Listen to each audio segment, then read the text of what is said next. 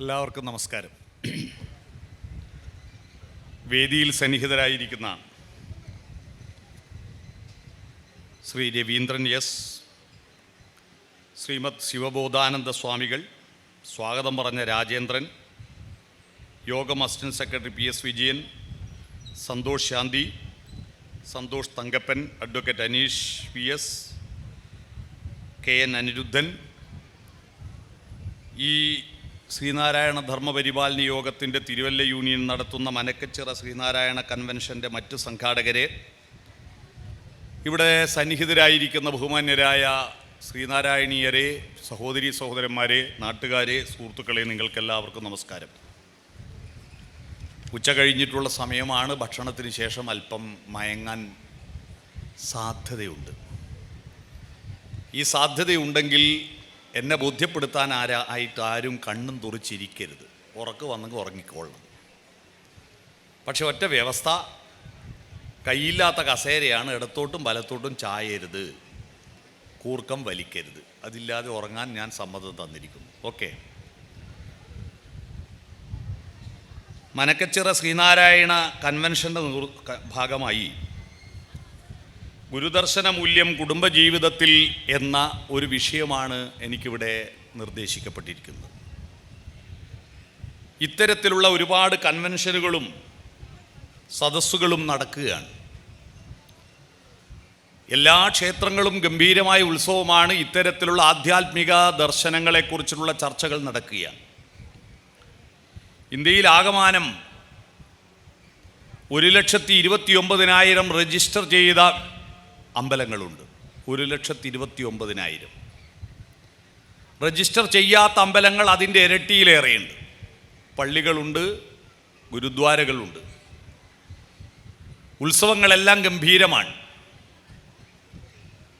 അതിന് ആനുപാതികമായി നമ്മുടെ നാട്ടിൽ വളരേണ്ടതെന്തായിരുന്നു? തിടപ്പള്ളിയും നടപ്പന്തലും അഗ്രശാലയും കൊടിമരവും ചുറ്റമ്പലവും എല്ലാം ഗംഭീരമാണ്. ഘോഷയാത്രകളും കൊടിമരങ്ങളെല്ലാം ഗംഭീരമാണ്. കണ്ണൂർ ജില്ലയിലെ മലയോര ഗ്രാമത്തിൽ ബാഹുബലി സിനിമയും പഴശ്ശിരാജ സിനിമയും ഷൂട്ട് ചെയ്ത ഒരു ഫോറസ്റ്റ് ഉണ്ട്, കണ്ണവം ഫോറസ്റ്റ്. അതിൻ്റെ അരികിലാണ് എൻ്റെ നാട്. കണ്ണൂരിൽ നിന്ന് 40 കിലോമീറ്റർ ദൂരെയാണ്. ആ നാട്ടിൽ ഒരു ക്ഷേത്രമുണ്ടായിരുന്നു. ക്ഷേത്രമുണ്ട് ഇപ്പോഴും. ഞാൻ ചെറിയ കുട്ടിയായിരിക്കും, LP സ്കൂളിൽ പഠിക്കുമ്പോൾ എൻ്റെ വിചാരം ആ ക്ഷേത്രത്തിലെ പൂജാരിയാണ് അവിടുത്തെ ഈശ്വരൻ എന്നായിരുന്നു. അതിലെന്നെ കുറ്റപ്പെടുത്താൻ പറ്റില്ല. കാരണം അവിടുത്തെ പൂജാരിയുടെ പേര് ഈശ്വരൻ നമ്പൂതിരി എന്നായിരുന്നു. അയാൾക്കാണ് വഴിപാട് കൊടുക്കുന്നത്, അയാളാണ് പ്രസാദം തരുന്നത്. അപ്പോൾ ഇതാണ് ഈശ്വരൻ എന്നാണ് എൻ്റെ ധാരണ. അങ്ങനെ ചെറിയ കുട്ടിയായിരിക്കുമ്പോൾ പല വിഡ്ഢിത്തങ്ങളും വിശ്വസിക്കുമല്ലോ. ഒരു ദിവസം ഞാൻ അവിടെ ആകെ ഒരു പലചരക്ക് കടയേ ഉള്ളൂ. ഒരു ചെറിയ ഗ്രാമമാണ്. ആ പലചരക്ക് കട ഇസ്മായിൽ എന്ന് പറയുന്ന ഒരാളാണ് നടത്തുന്നത്. ആ കടയിൽ ഞാൻ എന്തോ ചെറിയ സാധനം വാങ്ങാൻ വേണ്ടി നിൽക്കുമ്പോൾ ഒരു ഓലക്കുടയും ചൂടിയിട്ട് മുണ്ടും മാടി കുത്തിയിട്ടതാ ഈശ്വരൻ നടന്നു വരുന്നു കടയിലേക്ക്. ഞാൻ അത്ഭുതപ്പെട്ടു പോയി. ഇങ്ങനെ ഈശ്വരൻ മുണ്ടും മാടി കുത്തി നടക്കുമോ? നടന്നു വന്നിട്ട് അദ്ദേഹം പറയുന്നത് കേട്ടിട്ട് ഞാൻ അതിനേക്കാൾ അത്ഭുതപ്പെട്ടു. അദ്ദേഹം വന്ന് പറയാണ്, ഇസ്മയിലേ, ഭഗവാന് കത്തിക്കാൻ നാളെ എണ്ണയില്ല, വെളിച്ചെണ്ണ തീർന്നു പോയി. നിൻ്റെ ഇവിടുത്തെ കടം മുഴുവൻ അടുത്ത അഷ്ടമി ഉത്സവം വന്നാൽ ഞാൻ തീർത്തു തരാം. നീ കുറച്ചും കൂടി എണ്ണ കടം തരണം ഇസ്മായിലേ എന്ന് കൈലാസേശ്വരന് വേണ്ടിയിട്ട് വിളക്ക് കത്തിക്കാൻ ഒരു മുഹമ്മദീയനോട് കടം ചോദിക്കുന്ന ഈശ്വരനെയാണ് ഞാൻ കണ്ടിട്ട് എൻ്റെ ജീവിതത്തിൽ എൻ്റെ തത്വശാസ്ത്രത്തെയും എൻ്റെ ചിന്തകളെയും ഉദ്ദീപിപ്പിച്ച ആദ്യത്തെ അനുഭവമായിരുന്നു അത്. ഞാനതിനെക്കുറിച്ചൊരു കഥ എഴുതിയിട്ടുണ്ട്. ആ ഈശ്വരൻ നമ്പൂതിരി മരണപ്പെട്ടതിന് ശേഷം ഇസ്മായിൽ യാതൊരു ഭാവവ്യത്യാസവും ഇല്ലാതെ അകത്തു പോയിട്ട് അദ്ദേഹത്തിൻ്റെ കയ്യിൽ നിന്ന് പാത്രം വാങ്ങി എണ്ണ മുക്കി കൊടുക്കുന്നു. ഈശ്വരോ രക്ഷതു എന്ന് പറഞ്ഞിട്ട് നമ്മുടെ ഈശ്വരൻ നടന്നു പോകുന്നു. ഞാനിതിവിടെ പറയാൻ കാരണം, അന്ന് ഇതുപോലെ ഒരുപാട് ക്ഷേത്രങ്ങളുണ്ട് അന്തിത്തിരി കത്തിക്കുവാൻ വരുമാനമില്ലാത്തത്. മനുഷ്യൻ്റെ ഭാഷയിൽ പറഞ്ഞ BPL ലിസ്റ്റിൽപ്പെട്ട അമ്പലങ്ങൾ, ദാരിദ്ര്യരേഖയ്ക്ക് താഴെയുള്ള അമ്പലങ്ങൾ. ഇന്ന് അങ്ങനെയല്ലല്ലോ. നമ്മുടെ ആധ്യാത്മികതയെപ്പറ്റി അതുമായി ബന്ധപ്പെട്ട് എന്ത് പരിപാടി ഉണ്ടെങ്കിലും ഏതും ലാഭത്തിലാണ്. ഇഷ്ടംപോലെ സംഭാവനയും വഴിപാടും കൊടുക്കാൻ ആളുകൾ തയ്യാറാണ്. ഘോഷയാത്രകളും ഉത്സവങ്ങളെല്ലാം ഗംഭീരമാണ്. ഒരു അമ്പല കമ്മിറ്റിയിലും ഒരു മഠത്തിൻ്റെ കമ്മിറ്റിയിലും കടമില്ല. അപ്പോൾ പ്രാർത്ഥനാധികാര്യങ്ങളെല്ലാം വളരുമ്പോൾ അതിനാനുപാതികമായി വളരേണ്ടത് എന്തായിരുന്നു? വളരേണ്ടത് നിങ്ങൾ പ്രാർത്ഥിച്ചത് കൊണ്ട് ദൈവത്തിന് എന്തെങ്കിലും നേട്ടമുണ്ടോ? നിങ്ങൾ പ്രാർത്ഥിക്കാത്തത് കൊണ്ട് ദൈവത്തിന് എന്തെങ്കിലും കോട്ടമുണ്ടോ? കോവിഡ് കാലഘട്ടത്തിൽ 2 വർഷം ലോക്ക്ഡൗണായി കിടന്നപ്പോൾ ഒരമ്പലവും തുറന്നില്ലല്ലോ, പൂജ നടന്നില്ലല്ലോ, ഗണപതി ഹോമം, കൊട്ട തേങ്ങ കുരുകടലക്കാഞ്ഞിട്ടുള്ള പഴം പഞ്ചസാര അഷ്ടീമൃഷ്ടമായി കൊടുത്തില്ലല്ലോ. അപ്പം ലോക്ക്ഡൗൺ പിൻവലിച്ച് വീണ്ടും ക്ഷേത്രങ്ങൾ തുറന്നപ്പോൾ, ശ്രീകോവിൽ തുറന്നപ്പോൾ ദൈവങ്ങളെല്ലാം മെലിഞ്ഞുണങ്ങിപ്പോയോ? ക്ഷീണിച്ചു പോയോ? ഇല്ല. അപ്പം ഇതിൻ്റെ എല്ലാം ലക്ഷ്യം എന്താണ്? ഇതിൻ്റെ എല്ലാം ലക്ഷ്യം, അതിൻ്റെ കേന്ദ്രബിന്ദു മനുഷ്യനാണ്. മനുഷ്യൻ ഈ ഭൂമിയിൽ വന്നതിന് ശേഷം മാത്രമേ അമ്പലവും പള്ളിയും മഠങ്ങളും ഉണ്ടായിട്ടുള്ളൂ. എല്ലാ ദൈവങ്ങൾക്കും പേര് കൊടുത്തത് മനുഷ്യനാണ്, അല്ലേ? എല്ലാ ദൈവങ്ങളുടെ പേരും മനുഷ്യനുണ്ടാക്കിയ ഭാഷയിലാണല്ലോ. ഒരു 5,000-10,000 വർഷമേ ആയിട്ടുള്ളൂ ഭാഷകൾ പൂർണ്ണമായി ഉണ്ടായിട്ട്. അതിനു മുമ്പ് പ്രാർത്ഥനയും ബാങ്കുവിളിയും ഒന്നും ഉണ്ടായിരുന്നില്ല. ഭൂമിക്ക് ഭൂമി എന്ന് പേര് കൊടുത്തത്, ആകാശത്തിന് ആകാശം എന്ന് പേര് കൊടുത്തത് മനുഷ്യനാണ്. കാട്ടിലെ രാജാവാരാ? സിംഹമാണ്. പക്ഷെ ആ വിവരം ഇന്നോളം ഒരു സിംഹവും അറിയില്ല. നമ്മൾ നിശ്ചയിച്ചതാ. സിംഹം അറിയില്ല താനാണ് കാട്ടിലെ രാജാവെന്ന്. അറിഞ്ഞെങ്കിൽ പിറ്റേ ദിവസം അതിന് കൊട്ടാരം വേണമെന്ന് പറയും, പരിചാരകന്മാർ വേണം, എസ്കോർട്ട് വേണമെന്ന് പറയും. അത് വെറും നിലത്ത് കിടന്നുറങ്ങുന്നു, അതിൻ്റെ ഭക്ഷണം അത് വേട്ടയാടി പിടിച്ചു തിന്നുന്നു. അതിനറിയില്ല താനാണ്. സിംഹത്തിന് പട്ടിയുടെ പേര് പട്ടിയാണെന്ന് പട്ടിക്കറിയില്ല. താൻ ആനയാണെന്ന് അറിയുന്ന ഒരു ആനയും ലോകത്തില്ല. ഈ ലോകത്തിലെ സകലതിനെയും അറിയുന്നവൻ മനുഷ്യനാണ്. കാരണം അവൻ്റെ ഉള്ളിൽ ഒരു വെളിച്ചമുണ്ട്. അതാ മനുഷ്യൻ്റെ പ്രത്യേകത. ആ വെളിച്ചം വളർത്തുക എന്ന പ്രക്രിയയാണ് പ്രാർത്ഥനയുടെ ലക്ഷ്യം. ഈ വെളിച്ചം ഉള്ളിൽ ഏന്തുന്നവനെ, ഉള്ളിൽ കൊടുക്കുന്നവനെ എന്ത് വിളിക്കും? പുറത്ത് വെളിച്ചം കൊടുക്കുന്നവനെ എന്ത് വിളിക്കും? പുറത്ത് വെളിച്ചം കൊടുക്കുന്നവനെ കൃഷ്ണൻകുട്ടി എന്ന് വിളിക്കും. അതാരാ? ഇലക്ട്രിസിറ്റി മന്ത്രി. ഇപ്പോൾ നമ്മുടെ ഇലക്ട്രിസിറ്റി ലൈന് ഓപ്പറേറ്റ് ചെയ്യുന്ന മന്ത്രി കൃഷ്ണൻകുട്ടിയാണ്. അദ്ദേഹമാണ് പുറത്ത് വെളിച്ചം തരുന്നവൻ. എന്നാൽ അകത്ത് വെളിച്ചം തരുന്നവനെ എന്ത് വിളിക്കും? വെളിച്ചത്തിന് മറ്റൊരു സംസ്കൃത പദം ദിവം എന്നാണ്. ദിവാകരൻ സൂര്യനാണ്. അകത്ത് വെളിച്ചം കൊടുക്കുന്നവനാണ് ദൈവം. പിടികിട്ടിയോ? ഈ പ്രാർത്ഥനകളുടെ എല്ലാം ലക്ഷ്യം അകത്തു വെളിച്ചമുണ്ടാവുക എന്നതാണ്. ഈ വെളിച്ചം ഏറ്റുവാങ്ങുന്ന ഇടമേതാ? അമ്പലമല്ല. ഈ വെളിച്ചം ഏറ്റുവാങ്ങുന്ന ഇടം, നമ്മൾ അമ്പലത്തിലല്ലല്ലോ ഉറങ്ങുന്നത്. നമ്മുടെ ജീവിതത്തിൽ ഏറ്റവും കൂടുതൽ സമയം ചെലവഴിക്കുന്ന ഇടം നമ്മുടെ കുടുംബമാണ്. ആ കുടുംബം വെളിച്ചങ്ങളുടെ ഇടമായി മാറ്റിയെടുക്കാത്തിടത്തോളം കാലം അമ്പലങ്ങളും പ്രാർത്ഥനകളും കൺവെൻഷനുകളും ഉത്സവങ്ങളും എത്ര വളർന്നാലും അതിൻ്റെ നിന്നുണ്ടാകുന്ന പ്രക്രിയ, നല്ല വിദ്യാഭ്യാസമുണ്ട് കുട്ടികൾക്ക്, അത് ബുദ്ധി വളർത്തുന്നു. നല്ല ആരോഗ്യമുണ്ട് കുട്ടികൾക്ക്, നല്ല ഭക്ഷണം കഴിക്കുന്നുണ്ട് കുട്ടികൾക്ക്. ഈ ബുദ്ധിയും ശരീരവും ചേർക്കുന്ന ഒരു ഘടകമുണ്ട്. ആ ഘടകത്തെ വളർത്തുന്ന സർവകലാശാലയാണ് കുടുംബം. ആ ഘടകം എന്താണെന്നറിയുമോ? മനസ്സ് എന്നാണ് അതിന് പറയുക. ആ മനസ്സ് വളർത്താൻ ബോധം പോരാ, പ്രബുദ്ധത വേണം. എന്താണ് ബോധവും പ്രബുദ്ധതയും തമ്മിൽ വ്യത്യാസം? ഗുരു പറഞ്ഞല്ലോ, വിദ്യ നേടിയാൽ പോരാ, പ്രബുദ്ധരാവണം. എന്താണ് വിദ്യയും പ്രബുദ്ധതയും തമ്മിലുള്ള വ്യത്യാസം? ഞാനിപ്പോൾ ഒരു ചോദ്യം ചോദിക്കാന്നേ ഉള്ളൂ. ചോദ്യത്തിന് ഉത്തരം എല്ലാവർക്കും അറിയുന്ന ചോദ്യമേ ചോദിക്കൂ. പക്ഷെ ഒറ്റ വ്യവസ്ഥ, ചോദിച്ച ഉടനെ ഉത്തരം നിങ്ങൾ വിളിച്ച് പറയണം. അറിയാത്ത ഒരൊറ്റ ആൾ ഇവിടെ ഉണ്ടാവില്ല. എല്ലാവർക്കും, കുട്ടികൾ മുതൽ വയോജനങ്ങൾ വരെ എല്ലാവർക്കും അറിയുന്ന ഒരു ഉത്തരമാണ്. പക്ഷെ നിങ്ങൾ പ്രതികരിക്കുന്നുണ്ടോ, ഉറങ്ങിയിട്ടുണ്ടോ നോക്കാനാണ് ഞാൻ ചോദിച്ച ഉടനെ ഉത്തരം വിളിച്ച് പറയണം. റെഡിയല്ലേ? തേനുണ്ടാക്കുന്നത് ആരാണ്? തേനീച്ച. വിളിച്ചു പറഞ്ഞല്ലോ, ഉത്തരം തെറ്റാണ്. തേനുണ്ടാക്കുന്നത് പൂക്കളാണ്. പൂക്കൾക്കേ തേനുണ്ടാക്കാൻ കഴിയൂ. തേനീച്ച പൂക്കളിൽ നിന്ന് തേനെടുത്ത് തേൻവലിയിൽ കൊണ്ടുപോയി വെക്കുന്നു എന്നേ ഉള്ളൂ, അല്ലേ? പക്ഷെ ഈ പൂക്കളിലെല്ലാമുള്ള തേന് തേനീച്ച മുഴുവൻ കുടിക്കുന്നില്ലല്ലോ. ഒരുപാട് പൂക്കളിലെ തേന് ആരാലും കുടിക്കപ്പെടാതെ മണ്ണിലടിയുന്നു. 3 കോടി വർഷമായി ഈ ഭൂമിയിൽ പൂക്കൾ ഉണ്ടായിട്ട് ആ പൂക്കളിലെ തേനെല്ലാം മണ്ണിലടിഞ്ഞ് കോടിക്കണക്കിന് ലിറ്റർ തേൻ ഈ മണ്ണിലടിഞ്ഞിട്ടും എന്തേ മണ്ണിന് മധുരമില്ല? മണ്ണിനെന്താ മധുരമില്ലാത്തത്? ഉത്തരം വളരെ സിമ്പിളാണ്. തേനിന് ഏതൊരു ഭക്ഷണ പദാർത്ഥം പോലെയും തേന് 2 ദിവസം കൊണ്ട് കെട്ടുപോകും. 2 ദിവസമേ തേൻ ആയുസുള്ളൂ, കെട്ടുപോകും. നമ്മളെ ഭക്ഷണം ഫ്രിഡ്ജില്ലായിരുന്നുവെങ്കിൽ 2 ദിവസം കൊണ്ട് പോകില്ലേ, അല്ലേ? ഓണവും വിഷുവും കഴിഞ്ഞാൽ 10 ദിവസം നമ്മൾ ഉപയോഗിക്കുന്നത് ഫ്രിഡ്ജിൽ വെച്ചിട്ടല്ലേ ബാക്കി വന്ന സാധനം. അപ്പം നിങ്ങളുടെ മനസ്സിൽ തേൻ അങ്ങനെ 2 ദിവസം കൊണ്ട് കെട്ടുപോകുന്നില്ലല്ലോ, എൻ്റെ വീട്ടിൽ വാങ്ങിയ തേൻ ഒരു 6 മാസമായല്ലോ എന്നിട്ട് കെട്ടുപോയിട്ടില്ലല്ലോ എന്നൊരു സംശയം മനസ്സിൽ ഉദിച്ചില്ലേ? യെസ്, അവിടെയാണ് വിഷയം. പൂവിൽ നിന്ന് തേനീച്ച തേന് ശേഖരിച്ചത് അപ്പടി തേൻവലിയിൽ കൊണ്ടുപോയി വെച്ചിരുന്നുവെങ്കിൽ കെട്ടുപോകും.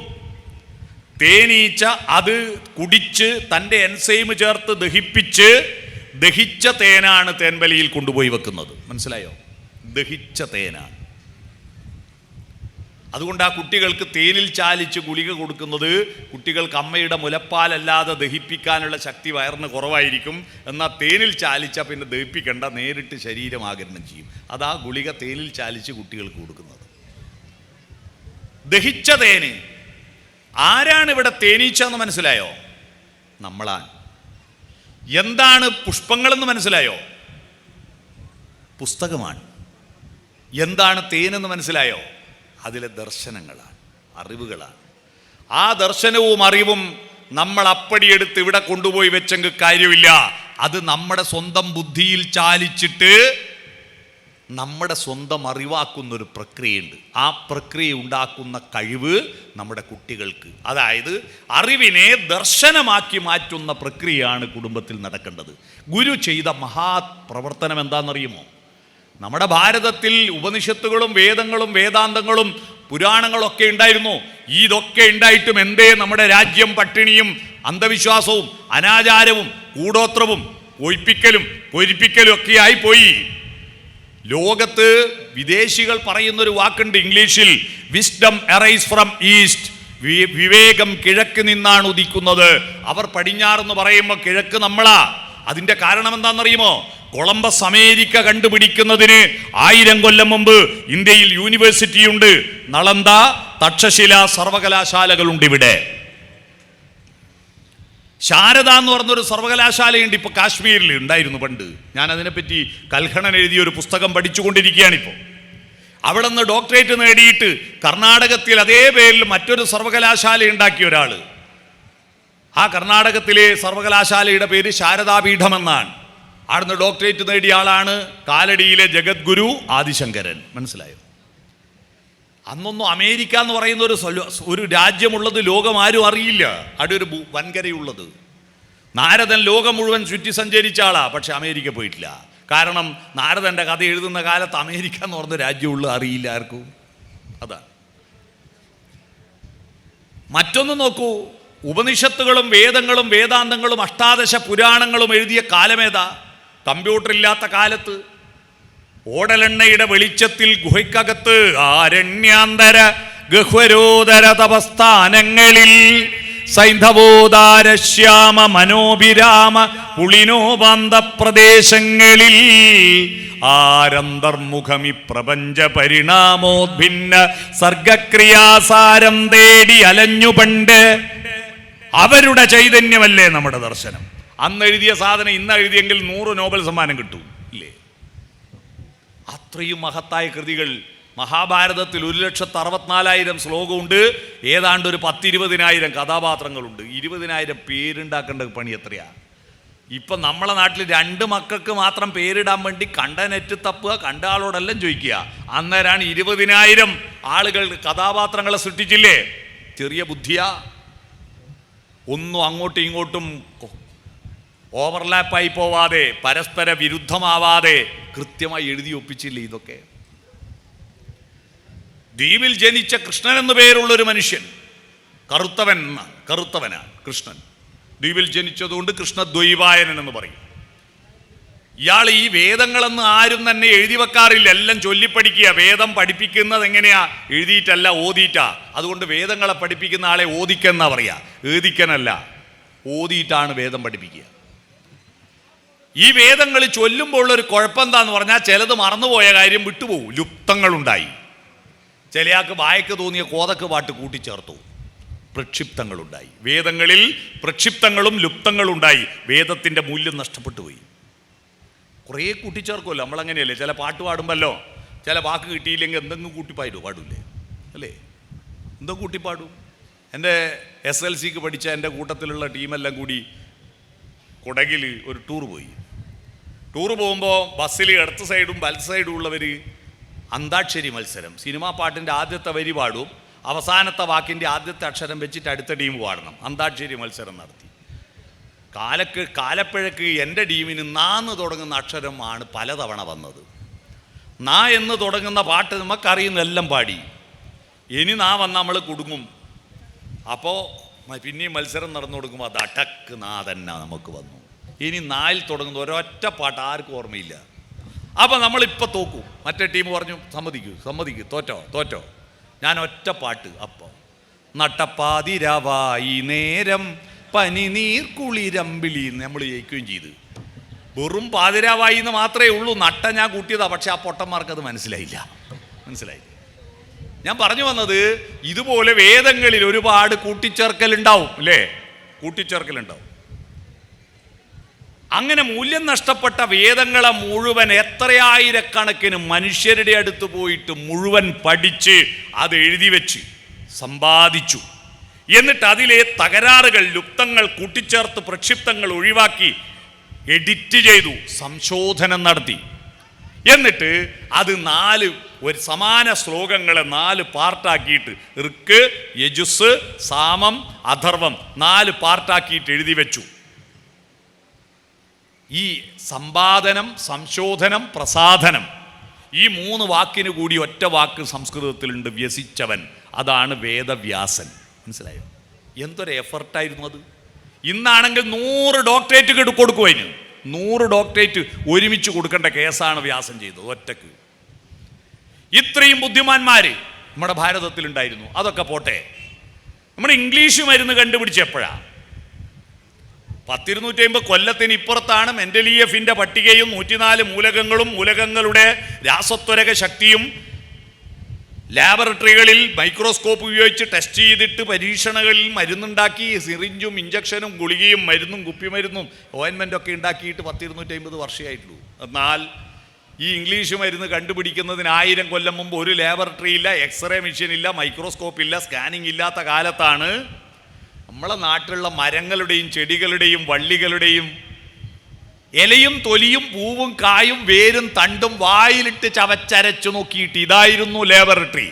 എന്നിട്ട് വാദത്തിന് പറ്റുമോ, പിത്തത്തിന് പറ്റുമോ, കഫത്തിന് പറ്റുമോ എന്ന് മനസ്സിലാക്കിയിട്ട് അമ്ല ഗുണമാണോ ക്ഷാരഗുണമാണോ എന്ന് കണ്ടെത്തിയിട്ട് ആയിരക്കണക്കിന് കഷായം, അരിഷ്ടം, ലേഹ്യം, വടകം, ഗുളിക, തൈലങ്ങൾ ഉണ്ടാക്കി വെച്ച ചരകനും സുശ്രുതനും സഞ്ജീവിനി മഹർഷിയും എന്തൊരു ബുദ്ധിമാന്മാരാണ്.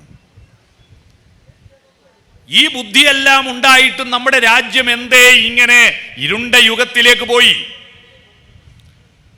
15-ാം നൂറ്റാണ്ടിലെ 15-16 നൂറ്റാണ്ടുകളിൽ ഇന്ത്യയിലെ ഭക്തി പ്രസ്ഥാനം ഉണ്ടായപ്പോഴാണ് ഇവിടുത്തെ മനുഷ്യൻ എഴുന്നേറ്റത്. അതുവരെ ഇന്ത്യയുടെ ചരിത്രം എന്തെന്ന് ആർക്കും അറിയില്ല. ഒരു കൃതി ഉണ്ടായിട്ടില്ല, ഒരു സാംസ്കാരിക മുന്നേറ്റം ഉണ്ടായിട്ടില്ല. എന്തുകൊണ്ട് പറ്റി? ഉപനിഷത്തിൻ്റെയും ആയുർവേദത്തിൻ്റെയും വേദങ്ങളുടെയും പാരമ്പര്യം എന്തുകൊണ്ടാണ് നമുക്ക് വളർത്തിയെടുക്കാൻ പറ്റാഞ്ഞത്? വളരെ ഗൗരവതരമായി ചിന്തിക്കണം. ഈ അറിവിന് തുടർച്ചയുണ്ടായില്ല. ഈ അറിവ് ഭുജിക്കും. അങ്ങനെ ഓം സഹനാവവതു ഒരുമിച്ച് ചർച്ച ചെയ്തിട്ട് സഹനവും ഭുനക്തു, ഭുജിക്കണം, തേന് ഭുജിക്കണം. ഈ അറിവ് നമ്മുടെ യുക്തിയും നമ്മുടെ ചിന്തയും നമ്മുടെ വികാരങ്ങളും നമ്മുടെ ഓർമ്മയും നമ്മുടെ ചരിത്രവും ചാലിച്ചു ചേർക്കണം. അറിവിനെ താൻ സ്വന്തം ദേശത്തോടും സ്വന്തം കാലത്തോടുള്ള സംസ്കാരത്തോട് കണക്ട് ചെയ്യാൻ പഠിപ്പിക്കുന്ന ഇടമാണ് കുടുംബം. ശ്രീനാരായണ ദർശനങ്ങൾ നമ്മുടെ കുട്ടികൾക്ക് സ്വന്തം കാലഘട്ടത്തിനും സ്വന്തം ദേശത്തിനും അനുസരിച്ച് കണക്ട് ചെയ്യാൻ പഠിപ്പിക്കുന്ന സർവകലാശാലയാണ് കുടുംബം. ആ കണക്ഷന്റെ പേരെന്താ?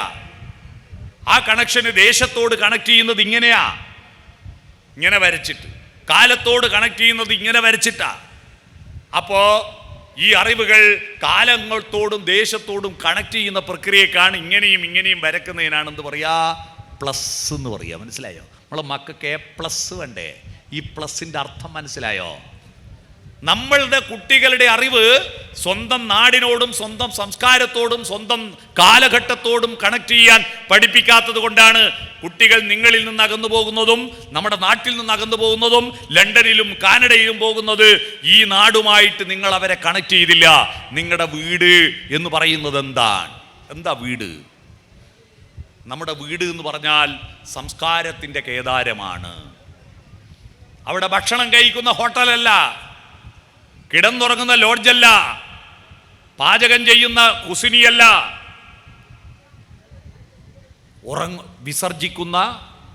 വിസർജിക്കുന്ന ടോയ്ലറ്റ് കോംപ്ലക്സും അല്ല.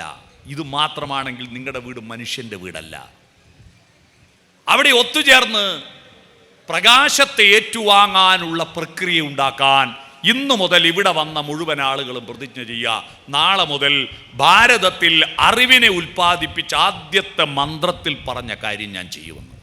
എന്താ ഭാരതത്തിലെ ആദ്യത്തെ മന്ത്രം? ഓം നമഃശിവായ, ഓം നാരായണായ എന്നൊന്നുമല്ല. ആദ്യത്തെ മന്ത്രം, വേദങ്ങളുടെ മൂലമന്ത്രം എന്താണ്?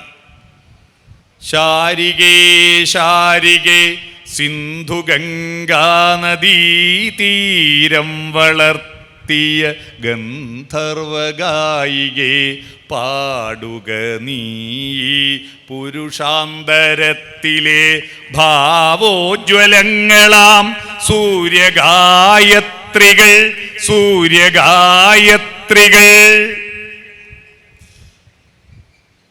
പത്മതീർത്ഥമേ ഉണരൂ, മാനസ പത്മതീർത്ഥമേ ഉണരൂ, അഗ്നിരഥത്തിലുദിക്കുമുഷസ്സിൻ അർഘ്യം നൽകൂ, ഗന്ധർവസ്വരഗംഗയൊഴുകൂ, ഗായത്രികൾ പാടൂ.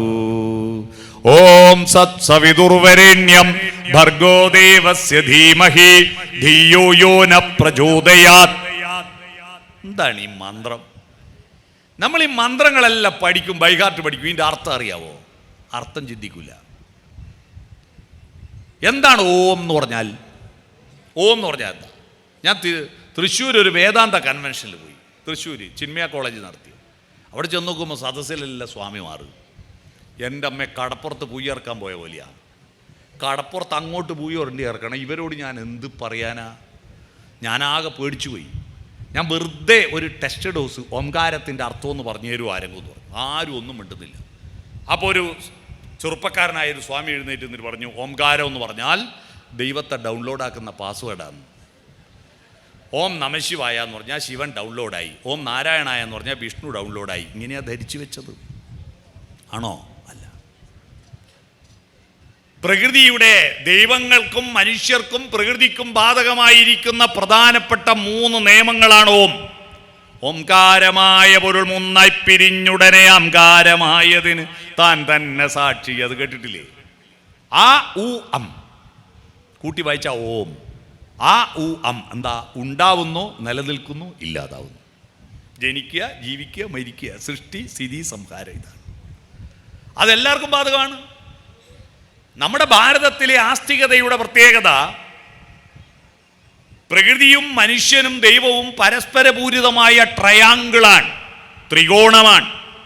നമ്മുടെ ഭാരതത്തിൻ്റെ ദാർശനികതയുടെ ട്രയാങ്കിൾ അറിയാവോ? ഭാരതത്തിൻ്റെ ദാർശനികതയുടെ ട്രയാങ്കിൾ ഒത്തൊരുമിച്ചതിൻ്റെ 100ാം വാർഷികമാണിത്. 100ാം വാർഷിക എന്ന് പറഞ്ഞാൽ ഗുജറാത്ത് ഒരു കക്ഷം, അല്ലേ? ബംഗാൾ മറ്റൊരു കക്ഷം, കേരളം പാദം, ഹിമാലയം തല, കാശ്മീരും ഹിമാലയം തല.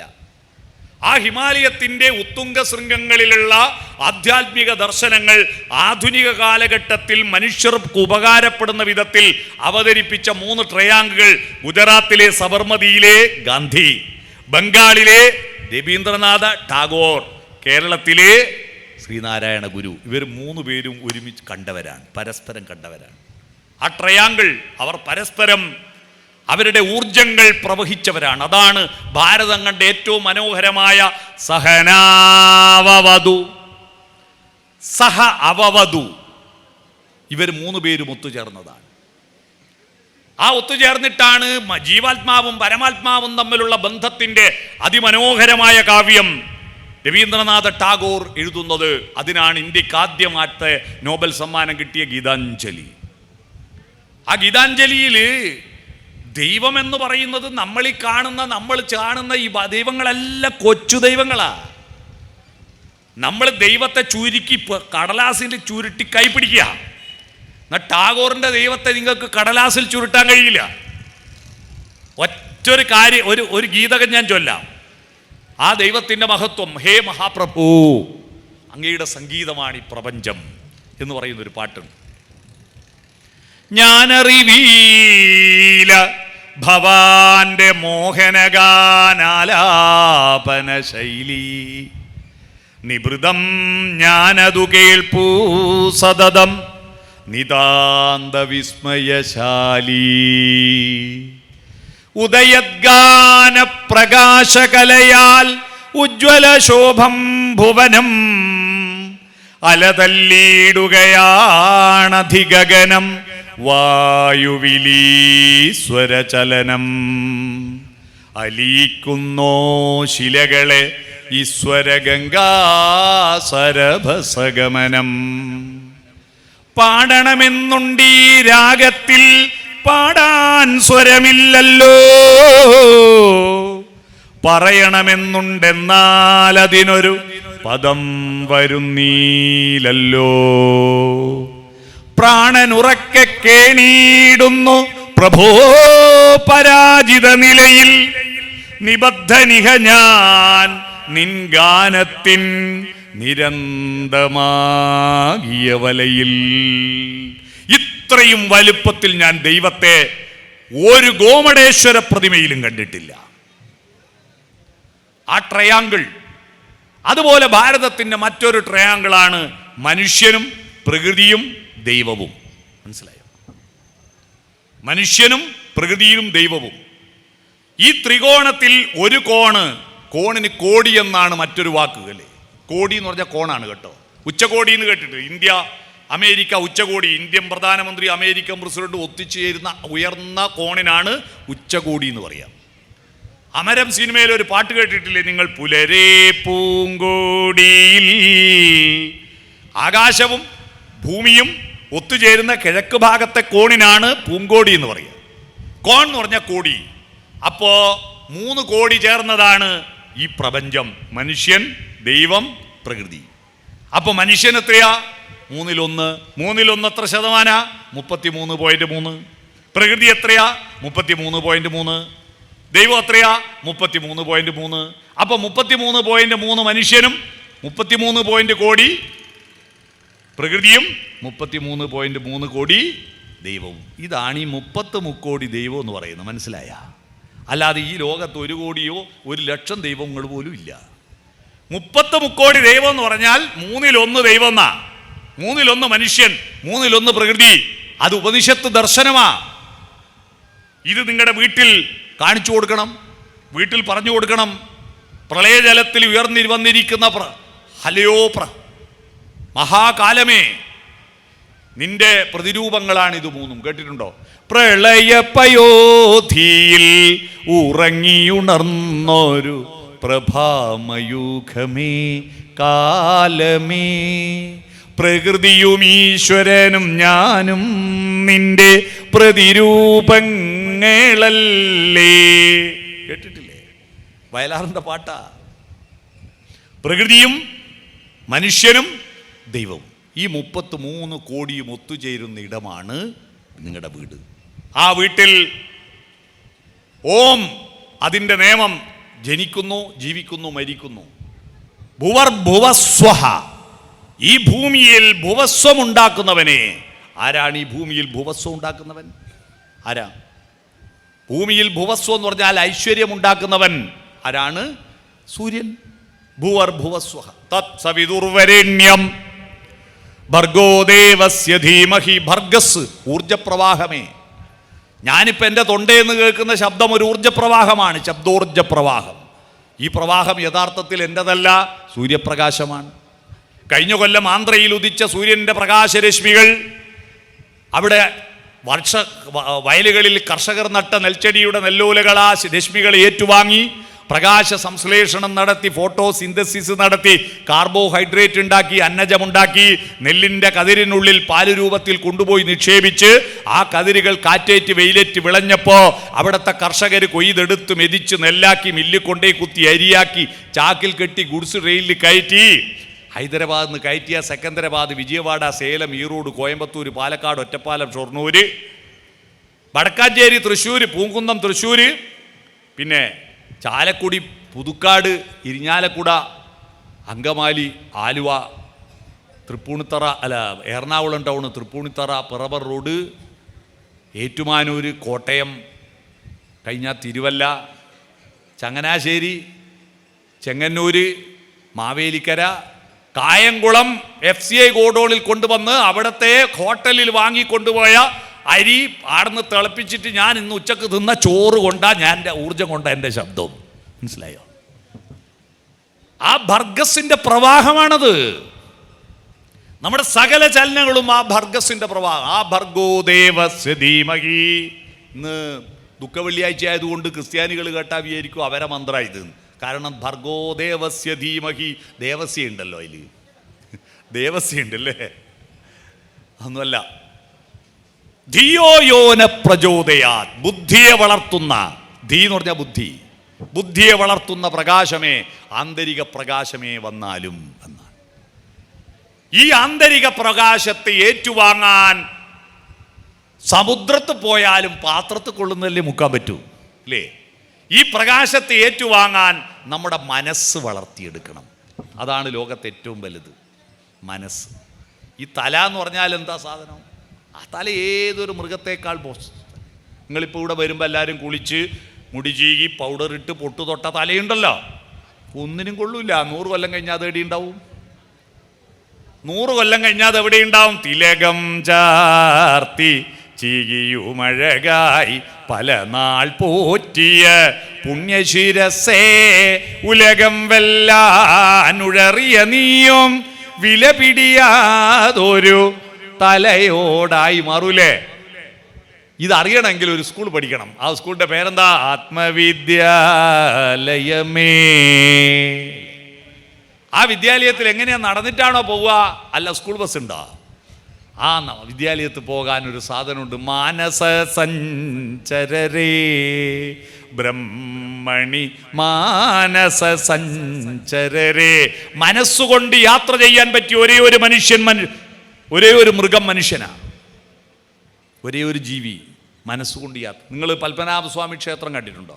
തിരുവനന്തപുരത്ത് പോകാനായിട്ട് നിങ്ങൾ ഇവിടുന്ന് തിരുവല്ലയിൽ നിന്ന് റെയിൽവേ സ്റ്റേഷനിൽ കയറിയാൽ, അല്ലേ, കയറുമല്ലോ, അവിടുന്ന് ചെങ്ങന്നൂർ, അത് കഴിഞ്ഞാൽ മാവേലിക്കര കഴിഞ്ഞ് കായംകുളം കഴിഞ്ഞാൽ പിന്നെ ശാസ്താംകോട്ട, കരുനാഗപ്പള്ളി, അത് കഴിഞ്ഞ് കൊല്ലത്തെത്തി, കൊല്ലം കഴിഞ്ഞാൽ പിന്നെ വർക്കല, ശിവഗിരി, അല്ലേ, അത് കഴിഞ്ഞിട്ട് വേളി, അല്ലേ, വേളി കഴിഞ്ഞ് ശംഖുമുഖം, അത് കഴിഞ്ഞിട്ട് തമ്പാനൂർ റെയിൽവേ സ്റ്റേഷനിലെത്തി.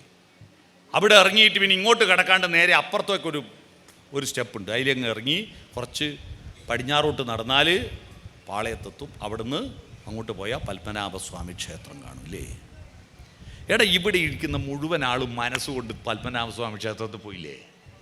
മനസ്സുകൊണ്ട്. മാനസ സഞ്ചരരേ. പിടികിട്ടിയോ? തിരുവനന്തപുരത്ത് പോയ നിങ്ങളെല്ലാം തിരിച്ചിടെ എത്തിയില്ലേ? വിമാനത്തിനാവോ ഇത്ര സ്പീഡ് പോയിട്ട് വരാൻ? ഇല്ല.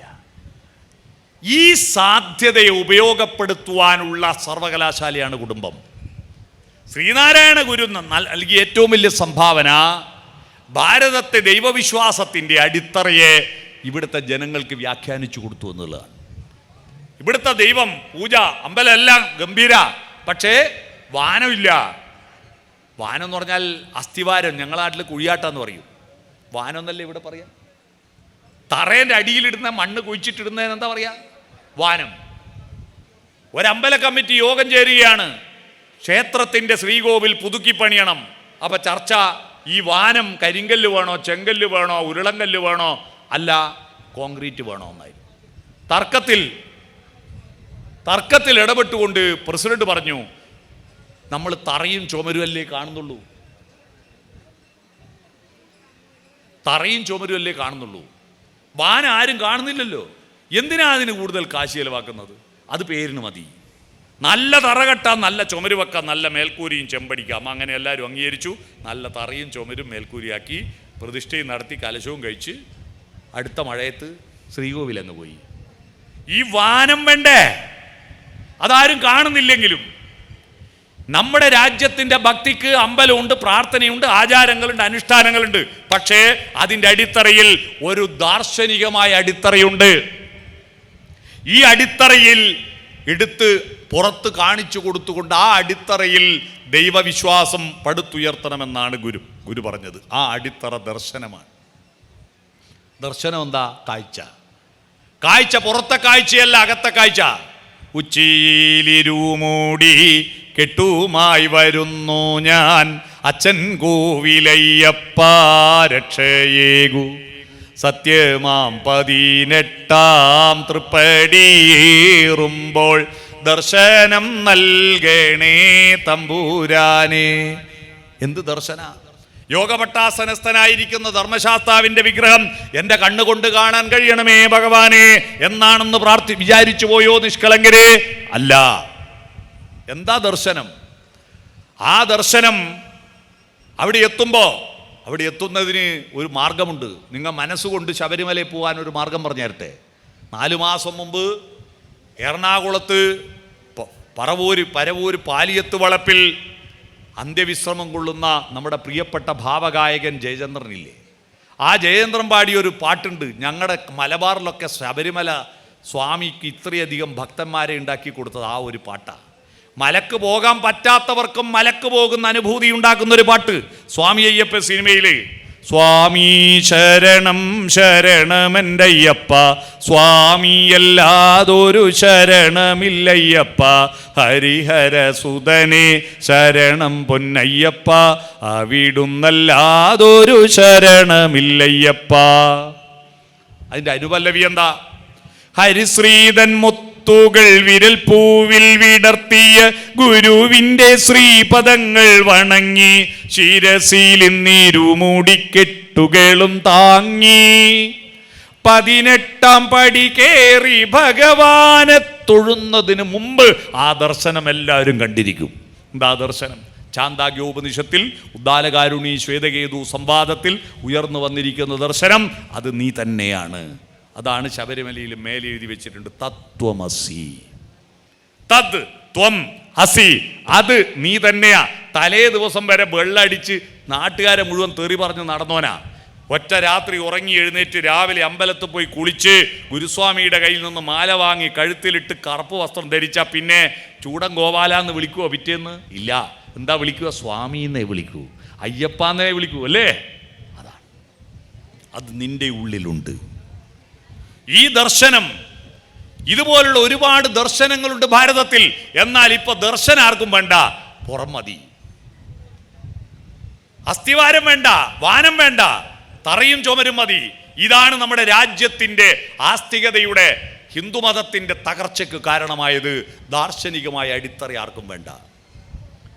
അവിടെയാണ് ഗുരു പറഞ്ഞത്, ഉപരിപ്ലവമായ ചടങ്ങുകളെക്കാൾ പ്രധാനം ആന്തരികമായിരിക്കുന്ന ആത്മോപദേശമാണ്. സ്വയം ഉപദേശിക്കുക. നീ ആരാണ്, നീ എന്താണ് എന്ന് തിരിച്ചറിയൂ. ആത്മോപദേശ ദശകവും ശതകവുമല്ല, 10,000-കണക്കിന് ശ്ലോകങ്ങളിലൂടെ ദർശനം. ഇതൊന്നും എൻ്റെതല്ല, ഇതം ന മമ. എന്നിലും നിന്നിലും എല്ലാം ഉള്ള ഒറ്റ പ്രാണനാണ്. ഒറ്റ പ്രാണൻ. ആ പ്രാണൻ അങ്ങ് പോയാൽ ഇതിന് വിലയുണ്ടോ? തിക്കുറിശി സുകുമാരൻ നായരെ അറിയാവോ? നല്ല നടനാ അല്ലേ? പക്ഷെ അയാൾ നല്ല നടനെന്നതിന് അപ്പുറത്ത് നല്ല പാട്ടെഴുത്തുകാരനാണ്. അദ്ദേഹം എഴുതിയൊരു സുന്ദരമായ പാട്ടുണ്ട്, കേട്ടിട്ടുണ്ടോ? ഭാര്യയുടെ മുടിയെ വർണ്ണിക്കുന്ന ഭർത്താവ്. കാർ കൂന്തൽ കെട്ടിനെന്തിനു വാസന തൈലം, നിന്റെ വാർ നെറ്റിത്തടത്തിനെന്തിനു സിന്ദൂരത്തിലകം. നിന്റെ മുടിക്ക് ഹെയർ ഓയിലൊന്നും ഇല്ലെങ്കിലും നല്ല മുയിങ്ങുമണമൊന്നുമില്ല, നല്ല സുഗന്ധമുണ്ട് എന്ന് ഭാര്യയോട് പറഞ്ഞപ്പോൾ അത് കേട്ടാ പിന്നെ പെണ്ണുങ്ങൾക്കെന്നാ വേണ്ട. അവർക്ക് മുടിയെപ്പറ്റി അവരുടെ പാചകത്തെപ്പറ്റി നല്ല അഭിപ്രായം പറഞ്ഞാൽ ഭയങ്കര സന്തോഷമാണ്. എന്നാൽ ഈ പുരുഷന്മാരത് പറയാൻ ഭയങ്കര മടിയം മാറുക. ഇത് കേട്ടപ്പോൾ ഭാര്യ സ്പെഷ്യലായിട്ടൊരു ഭക്ഷണം ഉണ്ടാക്കി കൊടുത്തു. ഭർത്താവ് അത് ടേസ്റ്റോടെ വാരി തിന്നുമ്പോൾ നേരത്തെ വർണ്ണിച്ചൊരു സാധനതായിൽ നിന്ന് വെളിയിന്ന് എങ്ങനെ ഉണ്ടാവും? ആ വെളിയിന്ന് എടുത്തിട്ട് കാർ കൂന്തൽ കെട്ടിനെന്തിനു പറയോ? നമ്മുടെ ഉള്ളിലൊരു സത്തുണ്ട്. ആ സത്തിൽ നിന്ന് വേർപെട്ടാൽ ഈ മുടി വെറും അസത്തല്ലേ അല്ലേ? നഖം മുറിച്ചു മാറ്റിയാൽ ആരെങ്കിലും സൂക്ഷിച്ചു വെക്കാറുണ്ടോ? അത് അസത്താണ്. വായക്കകത്തുള്ള ഉമിനീര് ഭക്ഷണത്തിന്റെ കൂട്ടത്തിൽ ചവച്ചരച്ച് വയറ്റിലേക്ക് വിഴുങ്ങുന്ന പുണ്യജലമാ. എന്നാൽ വായക്ക് പുറത്തു വന്നാലോ അത് തുപ്പലാണ്, അസത്താണ്. ഈ സത്ത് എന്നിലും നിന്നിലുള്ള സത്ത് ഒന്നാണ്. ആ സത്താണ് ഏറ്റവും പ്രധാനം. സത്താണ് പ്രധാനം. സത്ത് പോയാൽ തീർന്നില്ലേ? ഇത് തമിഴ്നാട്ടുകാർക്ക് നന്നായിട്ട് അറിയാം. അവരോട് ചോദിച്ചു നോക്കൂ. ഒരാൾ മരിച്ചു പോയാൽ അവരെന്താ പറയുക? കടവുളേ സത്ത് പോയാച്ച് എന്ന് പറയും. സത്ത് പോയാച്ച് എന്ന് പറയും. നമ്മളത് ചത്തുപോയി എന്നാക്കിയതാ പറ്റിയത്. യഥാർത്ഥത്തിൽ തമിഴ്നാട്ടുകാർ പറയുന്നത് കറക്റ്റ്, സത്ത് പോയാച്ച്. ഈ സത്ത് എന്നിലും നിന്നിലും അല്ല. നമ്മൾ ഏതെങ്കിലും ആമസോണിൽ നിന്ന് വരുത്തിയതാണോ നമ്മുടെ സത്ത്? ആണോ? ഫ്ലിപ്കാർട്ടിൽ നിന്ന് വാങ്ങിയതാണോ? അല്ലല്ലോ. നമ്മുടെ സത്ത് നമ്മുടെ അച്ഛനും അമ്മയിൽ നിന്ന് കിട്ടിയതാണ്. അവരുടെ സത്ത് അവരുടെ അച്ഛനും അമ്മയിൽ നിന്ന് കിട്ടിയാണ്. അങ്ങനെ അങ്ങനെ അങ്ങനെ അതിൻ്റെ മൂലം തേടിപ്പോയാൽ ഏതോ ഒരു പ്രത്യേക മുഹൂർത്തത്തിൽ വെള്ളത്തിനകത്തുണ്ടായ ആദ്യത്തെ ജീവൻ ആദ്യത്തെ അവതാരം എന്താ? മീനല്ലേ? ദേവി കന്യാകുമാരി എന്ന് പറഞ്ഞ സിനിമ ഉണ്ട് ഞങ്ങൾ പണ്ടത്തെ. അതിൽ മാധുരി പാടി ഒരു പാട്ട് കേട്ടിട്ടുണ്ടാവും. കണ്ണാലില കണ്ണാ പാലാഴിത്തീരയിലൊഴുകും ആലില കണ്ണാ, ഞാനൊരു കന്നിമുക്കുവ പെണ്ണ്, എൻ്റെ തോണിയിലെ പൊന്നു വേണോ പൊന്ന് എന്ന് പറഞ്ഞ പാട്ടിൻ്റെ അടുത്ത വരി അറിയോ? നീ പണ്ടൊരു പൂത്തിമിങ്കിലമായി, അന്ന് നിന്റെ യൗവനം തുഴഞ്ഞു വന്നു നീരാഴി. മത്സ്യാവതാരമായ കണ്ണൻ്റെ കഥയാണ് പറഞ്ഞത്. പിന്നീട് പരശുരാമൻ്റെ കഥയും അതിൽ പറയുന്നുണ്ട്. നീ പണ്ടൊരു മുനികുമാരനായി, അന്ന് നിന്റെ വെൺമഴു പറന്നു വീണു നീരാഴി. അല്ലേ? വെള്ളത്തിലുണ്ടായ ജീവൻ പിന്നെ പൊട്ടിച്ചെനച്ച് പലതായി മാറി. അപ്പം നമ്മളിലും എന്നിലും നിന്നിലും എല്ലാം ഉള്ള ഒറ്റൊരു സത്താണ്. ഈ സത്താണെന്നുള്ളതിൻ്റെ വലിയ പ്രപഞ്ച സത്യത്തെയാണ് ഒരു ജാതി എന്ന വാക്കിലൂടെ ഗുരു നമ്മളെ ബോധ്യപ്പെടുത്തിയത്. ഒരു ജാതി, ഒറ്റഭിപ്രായം, ഒരു മതം, ഒരു ദൈവം. ഇപ്പം മലയാള ഭാഷയിലും ഇംഗ്ലീഷ് ഭാഷയിലും ഹിന്ദിയിലും അറബിയിലും ഹീബ്രുവിലും ലാറ്റിനിലും എല്ലാം പല ഭാഷയാ, പല ദൈവങ്ങൾക്ക് പല പേരാ. പക്ഷെ എല്ലാ ഭാഷയിലും കണക്കൊറ്റൊന്നാ അല്ലേ? കണക്കിൽ ഒരു ഭാഷയിലും വ്യത്യാസമില്ലല്ലോ. എല്ലാറ്റിലും 1 കഴിഞ്ഞാൽ 10ാമത്തേനാ 0. പിന്നെ ഗുണിക്കണം 10 അടുത്ത 0 100. പിന്നെയും ഗുണിക്കണം 10. 1 10 100 1000 10000. മലയാളത്തിലാണെങ്കിൽ ഇംഗ്ലീഷിൽ 1 10 100 1000. ഹിന്ദിയിൽ 1 10 100 1000. സംസ്കൃതത്തിൽ 1 ദശം ശതം സഹസ്രം. അറബിയിലും 10ന്റെ ഗുണിതമാണ്. ഒരു ഭാഷയിലും 9ാമത്തേന് 0 ഇടുന്ന ഒരു കണക്കില്ല. 11ലും 5ലും 0 ഇടുന്ന ഒരു കണക്കില്ല. എല്ലാം 10ആണ്. അതായത് നമുക്ക് സമ്പത്തില്ലേ? സമ്പത്താ. 10 കൂട്ടി വെക്കാൻ എൻ്റെ നാട്ടിൽ പഴയ തറവാട് വീടുകളിൽ ഒരു പെട്ടി ഉണ്ടായിരുന്നു. അതിൻ്റെ പേര് പത്തായം എന്നാണ്. പത്തായം. എന്തുകൊണ്ട് എല്ലാ ഭാഷയിലും 10ന് ഇത്ര പ്രാധാന്യം വന്നു? എന്തുകൊണ്ട് 9ൻ്റെയും 11ൻ്റെയും കണക്ക് ഒരു ഭാഷയിലുണ്ടായില്ല? ആലോചിച്ച് നോക്കൂ. എന്തുകൊണ്ടായിരിക്കും? ആർക്കെങ്കിലും അറിയാവോ? സിമ്പിളാണ് ഉത്തരം. സിമ്പിളാണ്. ലോകത്തിലുള്ള എല്ലാ മനുഷ്യന്മാരും എണ്ണം പഠിച്ചത് ആദ്യം വിരലുമ്മൽ എണ്ണീറ്റായിരിക്കും. എല്ലാവർക്കും 10 വിരലല്ലേ? മനസ്സിലായോ? യഹോവ സൃഷ്ടിച്ച യഹൂദനും കർത്താവ് സൃഷ്ടിച്ച ക്രിസ്ത്യാനിക്കും ബ്രഹ്മാവ് സൃഷ്ടിച്ച ഹിന്ദുവിനും അള്ളാഹു സൃഷ്ടിച്ച മുസ്ലിമിനും എല്ലാം 10 വിരലാണ്, മൂക്കിന് 2 ദ്വാരമാണ്, കണ്ണ് 2ആണ്, കാത് 2ആണ്, എല്ലാം ഒരുപോലെയല്ലേ? ഇതെങ്ങനെ ഒത്തു വന്ന്? യഹോവ യഹൂദന്മാരെ സൃഷ്ടിച്ചിട്ട് അതിൻ്റെ സോഫ്റ്റ്വെയർ ഡൗൺലോഡ് ആക്കിയിട്ട് ബ്രഹ്മാവിന് വാട്സപ്പിൽ അയച്ചു കൊടുത്തിട്ട് ബ്രഹ്മാവ് അത് ഡൗൺലോഡ് ചെയ്തിട്ട് ഹിന്ദുക്കളെ ഉണ്ടാക്കി. എന്നിട്ട് അത് ഇൻസ്റ്റാഗ്രാം പോസ്റ്റ് ചെയ്ത് കണ്ടിട്ട് കർത്താവ് ഉടൻ തന്നെ ക്രിസ്ത്യാനികളെ ഉണ്ടാക്കി. എന്നിട്ട് അത് മെസ്സഞ്ചറിൽ അള്ളാഹുവിന് അയച്ചു കൊടുത്തു. എന്നിട്ട് അള്ളാഹു അത് ഡൗൺലോഡ് ചെയ്തിട്ട് മുസ്ലിങ്ങളെ ഉണ്ടാക്കി എന്ന് പറയുമോ ആരെങ്കിലും? ഇല്ല. ഈ പ്രപഞ്ചത്തിലുള്ള മനുഷ്യരെല്ലാം ഓർത്താൽ ഒരൊറ്റ തറവാട്ടുകാരാണെന്ന ആ വിശ്വം മുഴുവൻ നിറഞ്ഞു നിൽക്കുന്ന സത്യമാണ് ഒരു ജാതി എന്ന വാക്കിലൂടെ പറഞ്ഞത്. ഈ ബോധം നമ്മുടെ കുടുംബത്തിൽ ഉണ്ടാക്കി കൊടുക്കാത്തത് കൊണ്ടാണ് സഹനവും ഭുനക്തു നടക്കാത്തത് കൊണ്ടാണ്, സഹവീര്യം കരവാവഹി നടക്കാത്തത് കൊണ്ടാണ്, തേജസ്വിനാവതീതമസ്തു ഇല്ലാത്തത് കൊണ്ടാണ് വിദ്വേഷം ഉണ്ടാകുന്നത്. വിദ്യുഷാവഹി ആവണ്ടേ? ഈ അറിവിനെ സ്വന്തം അനുഭവങ്ങളിൽ ചാലിച്ചു ചേർത്ത് കൊടുക്കുന്ന കുടുംബമുണ്ടാവണം. ആ കുടുംബം ശരീരത്തെ വളർത്തുന്നതല്ല, ശരീരത്തെ തളർത്തുന്നതിനെയാണ് കുടുംബം എന്ന് പറയുക. അറിയാവോ? കുടുംബം എന്ന് പറഞ്ഞാൽ ശരീരത്തെ വളർത്തല അല്ല, തളർത്തല, പിടിച്ചു കെട്ടല. അങ്ങനെ വളരണ്ടെന്ന എന്താ ചടങ്ങ്? ഇതേതാ ജില്ല വരിക? ഇതേതാ ജില്ല? പത്തനംതിട്ട. ഇവിടെ എങ്ങനെ വെച്ചാൽ ഓരോ സ്ഥലത്ത് അതിൻ്റെ അപ്പുറം കോട്ടയാന്ന് പറയും, ഇതിൻ്റെ അപ്പുറം പത്തനംതിട്ടയാന്ന് പറയും, അങ്ങോട്ട് പോയി ആലപ്പുഴയാന്ന് പറയും. അതുകൊണ്ട് എനിക്ക് ഏതാ ജില്ല എന്ന് മനസ്സിലാകുന്നില്ല. പത്തനംതിട്ട ജില്ലയിലും ഒരു കുട്ടി ജനിച്ച എത്രാമത്തെ ദിവസം പേര് വിളി? 28 അല്ലേ? അപ്പോൾ ഞങ്ങളെ കണ്ണൂർ ജില്ലേൻ്റെ കണക്ക് ഇവിടെ തന്നെ കണക്കല്ലേ? എന്താ 28ൻ്റെ കണക്ക്? എന്താ 29 കുളിക്കാൽ അല്ലെ 28 കുളി എന്നല്ലേ നമ്മൾ പറയുക? 29 കുളിച്ചാൽ അലിഞ്ഞു പോവോ? എന്തുകൊണ്ട് 28? കൊല്ലത്ത് വെച്ച് AD 825 ഒരു കലണ്ടർ ഉണ്ടാക്കി, മലയാളിയുടെ സ്വന്തം കലണ്ടർ. അറിയാവോ? നമ്മൾ ചുമരുമ തൂക്കുന്ന കലണ്ടർ ഉണ്ടല്ലോ, അത് പോർച്ചുഗീസുകാർ കൊണ്ടുവന്ന് തന്ന റോമൻ കലണ്ടർ. നമ്മുടെ കലണ്ടർ അറിയാവോ ആർക്കെങ്കിലും? നമ്മുടെ കലണ്ടർ വിഷുവിനെ പറ്റി പീലിയില പാടിയ ഒരു പാട്ടിലുണ്ട്, കലണ്ടറിൻ്റെ പേര് സംക്രമ വിഷു പക്ഷി സംവത്സര പക്ഷി പൊന്മണി ചുണ്ടിനാൽ കാലത്തിൻ ചുമരിലെ പുഷ്പപഞ്ചാംഗങ്ങൾ മാറ്റി, നീ എത്ര പുഷ്പപഞ്ചാംഗങ്ങൾ മാറ്റി. എന്താ പഞ്ചാംഗം? ഈ പഞ്ചാംഗം ഉണ്ടാകുന്നതിന് മുമ്പ് മലയാളിക്ക് ഡേറ്റ് ഇല്ല, സ്റ്റാർ ഓഫ് ബർത്താ. ഒരു 60 വയസ്സ് കഴിച്ച ആൾക്കെല്ലാം മിക്ക ആളുകളുടെയും കൃത്യ ഡേറ്റ് ഓഫ് ബർത്ത് ഓർമ്മയുണ്ടോ?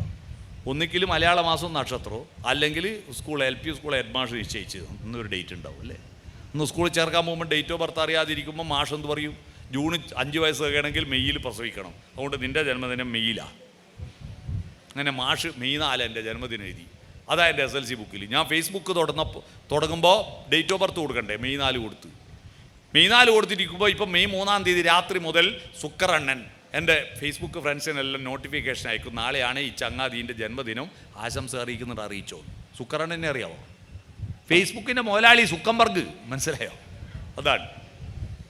അപ്പോൾ എനിക്ക് മെയ് 4 ഇങ്ങനെ ഹാപ്പി ബർത്ത്ഡേ ഇങ്ങനെ ആശംസ വരും. ഞാനത് മുഴുവൻ എന്നെ സ്കൂളിൽ ചേർത്ത മരിച്ചുപോയ നെട്ടൂർ കുഞ്ഞിരാം മാഷുടെ പാതാര ബിന്ദങ്ങളിലേക്ക് ഫോർവേഡ് ചെയ്ത് കൊടുക്കും. കാരണം അത് അയാൾ നിശ്ചയിച്ച, ഞാനുമായിട്ടൊരു ബന്ധമില്ല.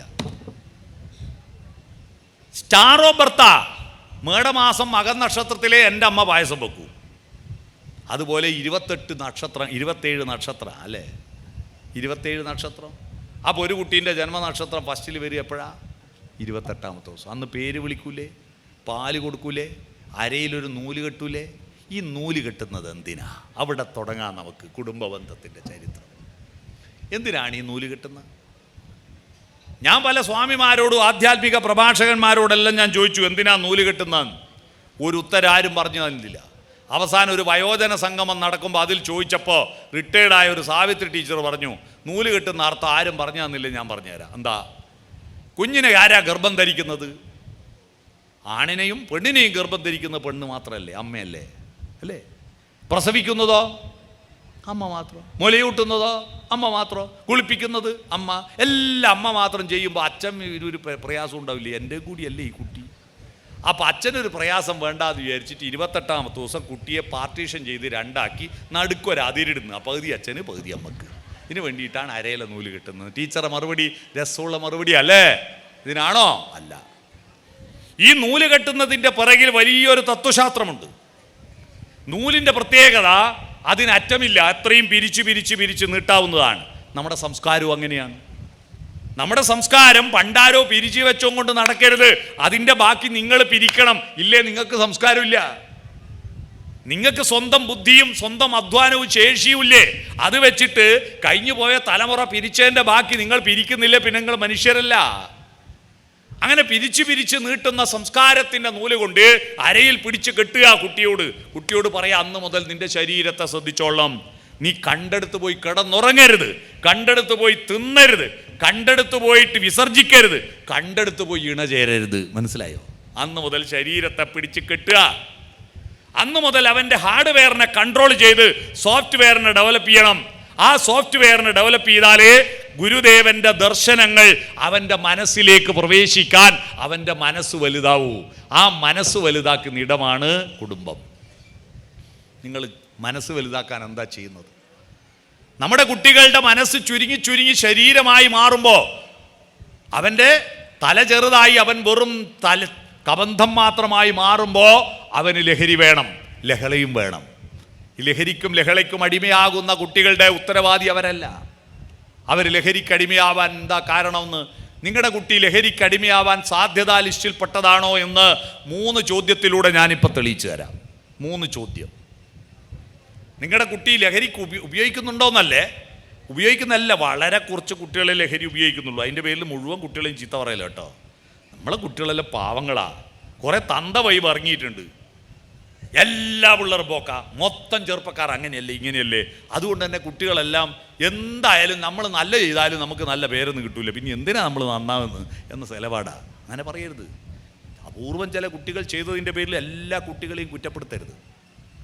പക്ഷേ അവൻ ആ കൂട്ടുകെട്ടിൽ പോയാൽ ഇതിനടിമയാവാൻ സാധ്യതാ ലിസ്റ്റിൽപ്പെട്ടതാണോ എന്നതിന് 3 ചോദ്യം ചോദിക്കുക. ഒന്നാമത്തെ ചോദ്യം, 9 മാസം ബഹിരാകാശത്ത് കുടുങ്ങിക്കിടന്ന സുനിത വില്യംസ് എന്നു പേരുള്ള നമ്മുടെ ഭൂമിയിലെ ഒരു ജീവൻ അല്ലേ, 9 മാസത്തിന് ശേഷം തിരിച്ച് ഭൂമിയിലെത്തിയില്ലേ? ചെറിയ സംഭവമാണോ അത്? അത്ഭുതമല്ലേ നടന്നത്? ഈ സംഭവം TV-യിലും പത്രത്തിലും റേഡിയോയിലും സോഷ്യൽ മീഡിയയിലെല്ലാം വന്നപ്പോൾ ആ വാർത്തയെ സംബന്ധിച്ച് മക്കളെയും വിളിച്ച്, കൊച്ചുമക്കളെയും വിളിച്ച്, അച്ഛനും അമ്മയും എല്ലാം കൂടി വട്ടത്തിലിരുന്ന് ആ വാർത്തയെപ്പറ്റി ഒരു ചർച്ച നടന്ന എത്ര വീടുണ്ട്? ഒന്ന് കൈപൊക്കിയാട്ടെ. ചർച്ച നടന്നു 1, 2, 3, 4, 5 വീട്. നിങ്ങൾക്ക് എന്താ ചർച്ച? പിന്നെ എന്തിനാ നിങ്ങളെ വീട്? 5 പേരാ കൈ ഉയർത്തിയത്. രണ്ടാമത്തെ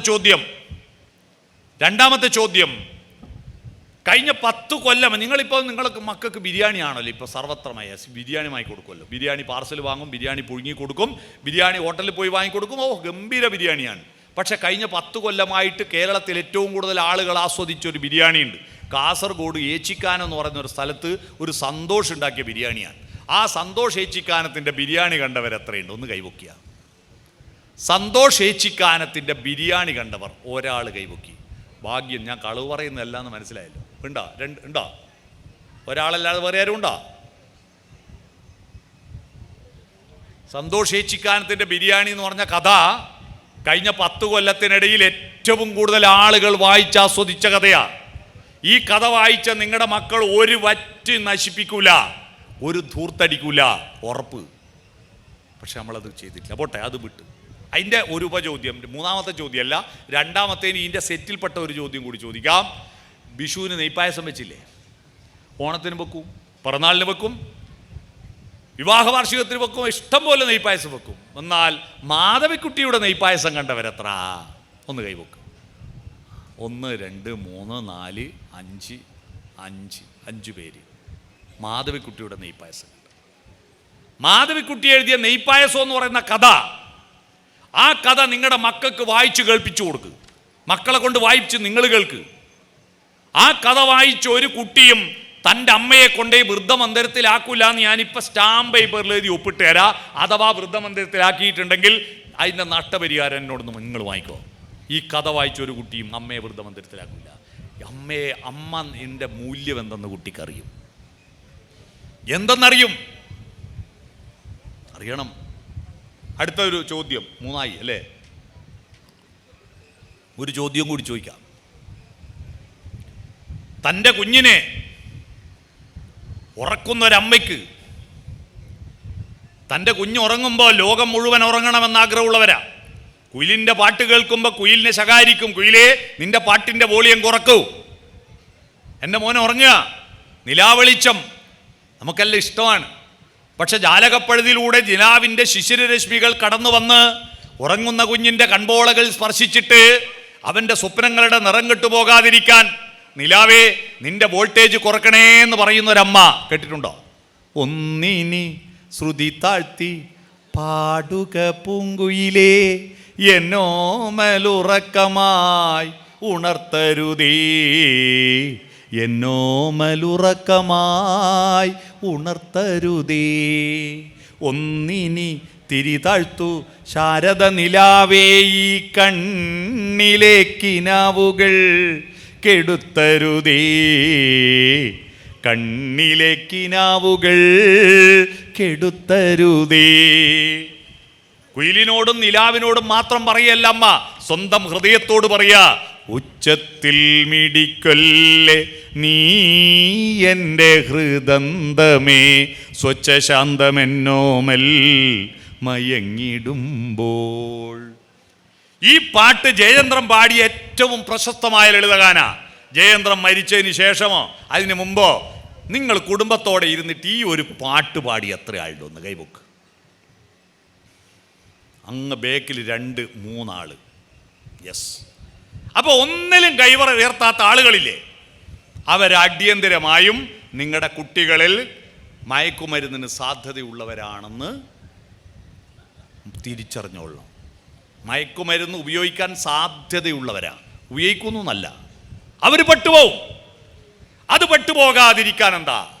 ഒരുപാട് മയക്കുമരുന്ന് ഗുജറാത്തിലെ ഒറ്റ തുറമുഖത്തിൽ 5119 കോടി ഉറുപ്പ്യൻ്റെ MDMA ഇറക്കിയത് അറിയോ? ഇഷ്ടംപോലെ കിട്ടാനുണ്ട്. നമുക്കിതിനെ മഴ പെയ്യുമ്പോൾ ആകാശത്ത് പന്തലിട്ടിട്ട് തടയാൻ പറ്റുമോ? ഇല്ല. നമുക്ക് എന്ത് ചെയ്യാൻ പറ്റൂ? നമ്മളെ കുട്ടികളെ കുട ചൂടിച്ചു കൊടുക്കാനേ പറ്റൂ. കണ്ണീർ മഴയത്ത് ഞാനൊരു ചിരിയുടെ കുട ചൂടി. നമ്മുടെ കുട്ടികളെ ഇതിൽ നിന്ന് രക്ഷിക്കാൻ എന്തെല്ലാം വേണം, അതിൻ്റെ കഷായം എന്താന്ന് പറഞ്ഞെന്ന് ഞാൻ എൻ്റെ ക്ലാസ് നിർത്താം. നമ്മുടെ കുട്ടികളെ രക്ഷിക്കാൻ എന്താണ് കഷായം? ദാർശനികതയുടെ അടിത്തറ മാത്രം പോരാ. ആ ദാർശനികത അവൻ്റെ ഉള്ളിലേക്ക് കയറണമെങ്കിൽ അവൻ്റെ ഹൃദയം മനസ്സും സോഫ്റ്റനാവണം. അവൻ്റെ ഹൃദയവും മനസ്സും സോഫ്റ്റനാവണം. സോഫ്റ്റനാവാൻ എന്താ വേണ്ടേ? സോഫ്റ്റിൻ്റെ സ്പെല്ലിങ് പഠിച്ചാൽ മതി. 6 സ്പെല്ലിംഗ് ഉണ്ട്. SOFTEN. ആ 6 അക്ഷരത്തിന് ഓരോ വാക്ക് ഞാൻ പറഞ്ഞുതരാം. അത് നിങ്ങൾക്ക് നിങ്ങളുടെ വീടിൻ്റെ വ്യാകരണം മാറ്റിമറിക്കുക. ലഹരിയെ നേരിടാൻ, നമ്മുടെ കുട്ടികൾ ഉത്സുകരാവാതിരിക്കാൻ ഒറ്റ മാർഗ്ഗമേ ഉള്ളൂ, നിങ്ങളുടെ വീടിൻ്റെ വ്യാകരണം മാറ്റുക. കാരണം ആ വീടാണ് മനസ്സ് വളർത്തുന്ന സർവകലാശാല. SOFTEN. എസ് എന്ന് പറഞ്ഞാൽ ഒരു പ്രയാസമില്ലാതെ ചെയ്യുന്ന കാര്യമാണ്, പക്ഷെ നിങ്ങൾ ചെയ്യാത്ത കാര്യമാണ്. സ്മൈൽ എന്നാണ്, പുഞ്ചിരിക്കുക എന്നാണ്. പുഞ്ചിരിക്കാൻ പറ്റുമോ നിങ്ങൾക്ക്? പുഞ്ചിരിക്കൽ നിങ്ങൾ അയൽവാസികളോടെല്ലാം പുഞ്ചിരിക്കലുണ്ട്. രാവിലെ മക്കളെ നോക്കി പുഞ്ചിരിക്കാറുണ്ടോ? രാവിലെ എഴുന്നേറ്റ് വരുമ്പോൾ തന്നെ നിങ്ങളുടെ മുഖം CCTV ഉണ്ടെങ്കിൽ ഒന്ന് നോക്കുക. ഇന്നലെയും മിഞ്ഞാന്നല്ല എന്താണ്?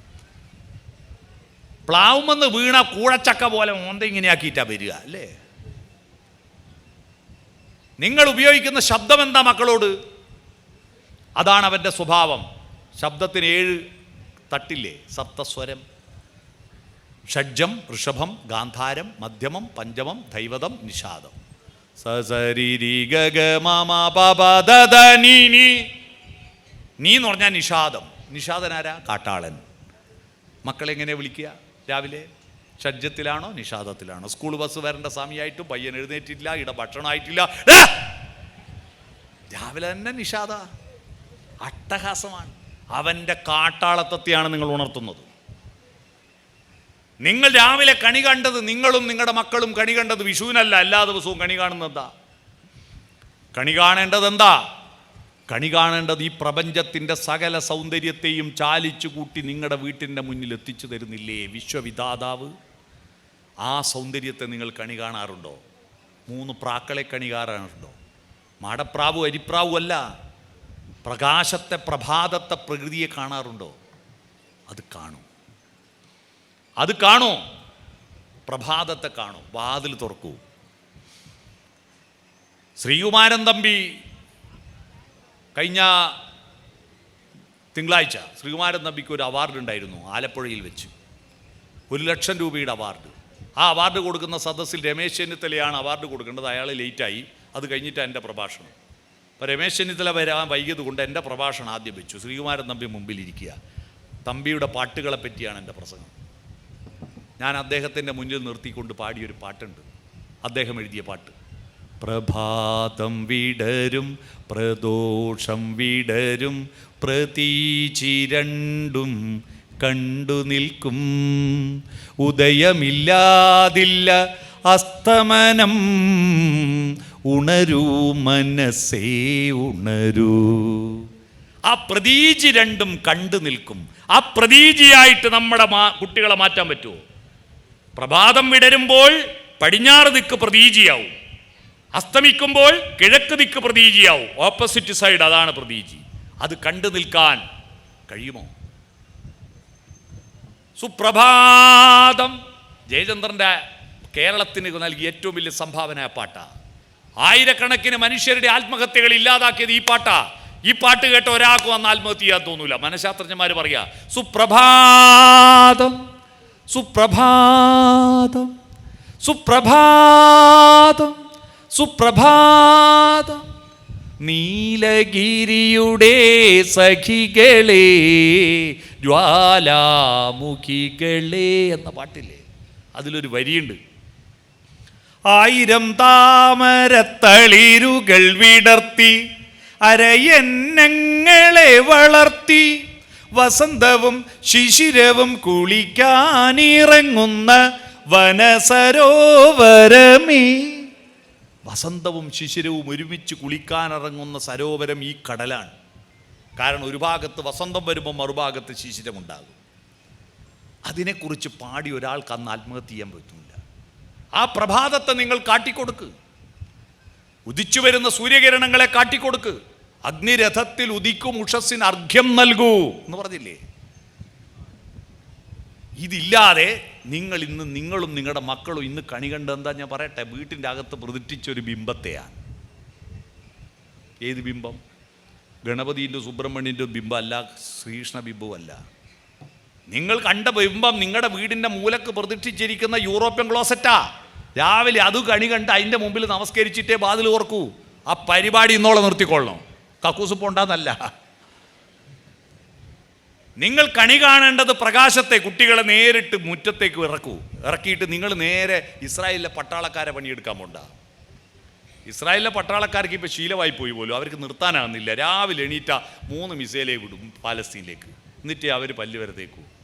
ടിക്ക് ടിക്ക് ടിക്ക് 3 മിസൈൽ കത്തിക്കും. നമ്മളെ പണി എന്താ? രാവിലെ എണീറ്റ നേരെ അടുക്കളയിൽ പോയിട്ട് ടിക്ക് ടിക്ക് ടിക്ക് 3 കത്തിക്കല അല്ലേ? 3 അടുപ്പുണ്ടാവുമല്ലോ ഒരു ഗ്യാസിന്, അടുപ്പിന്.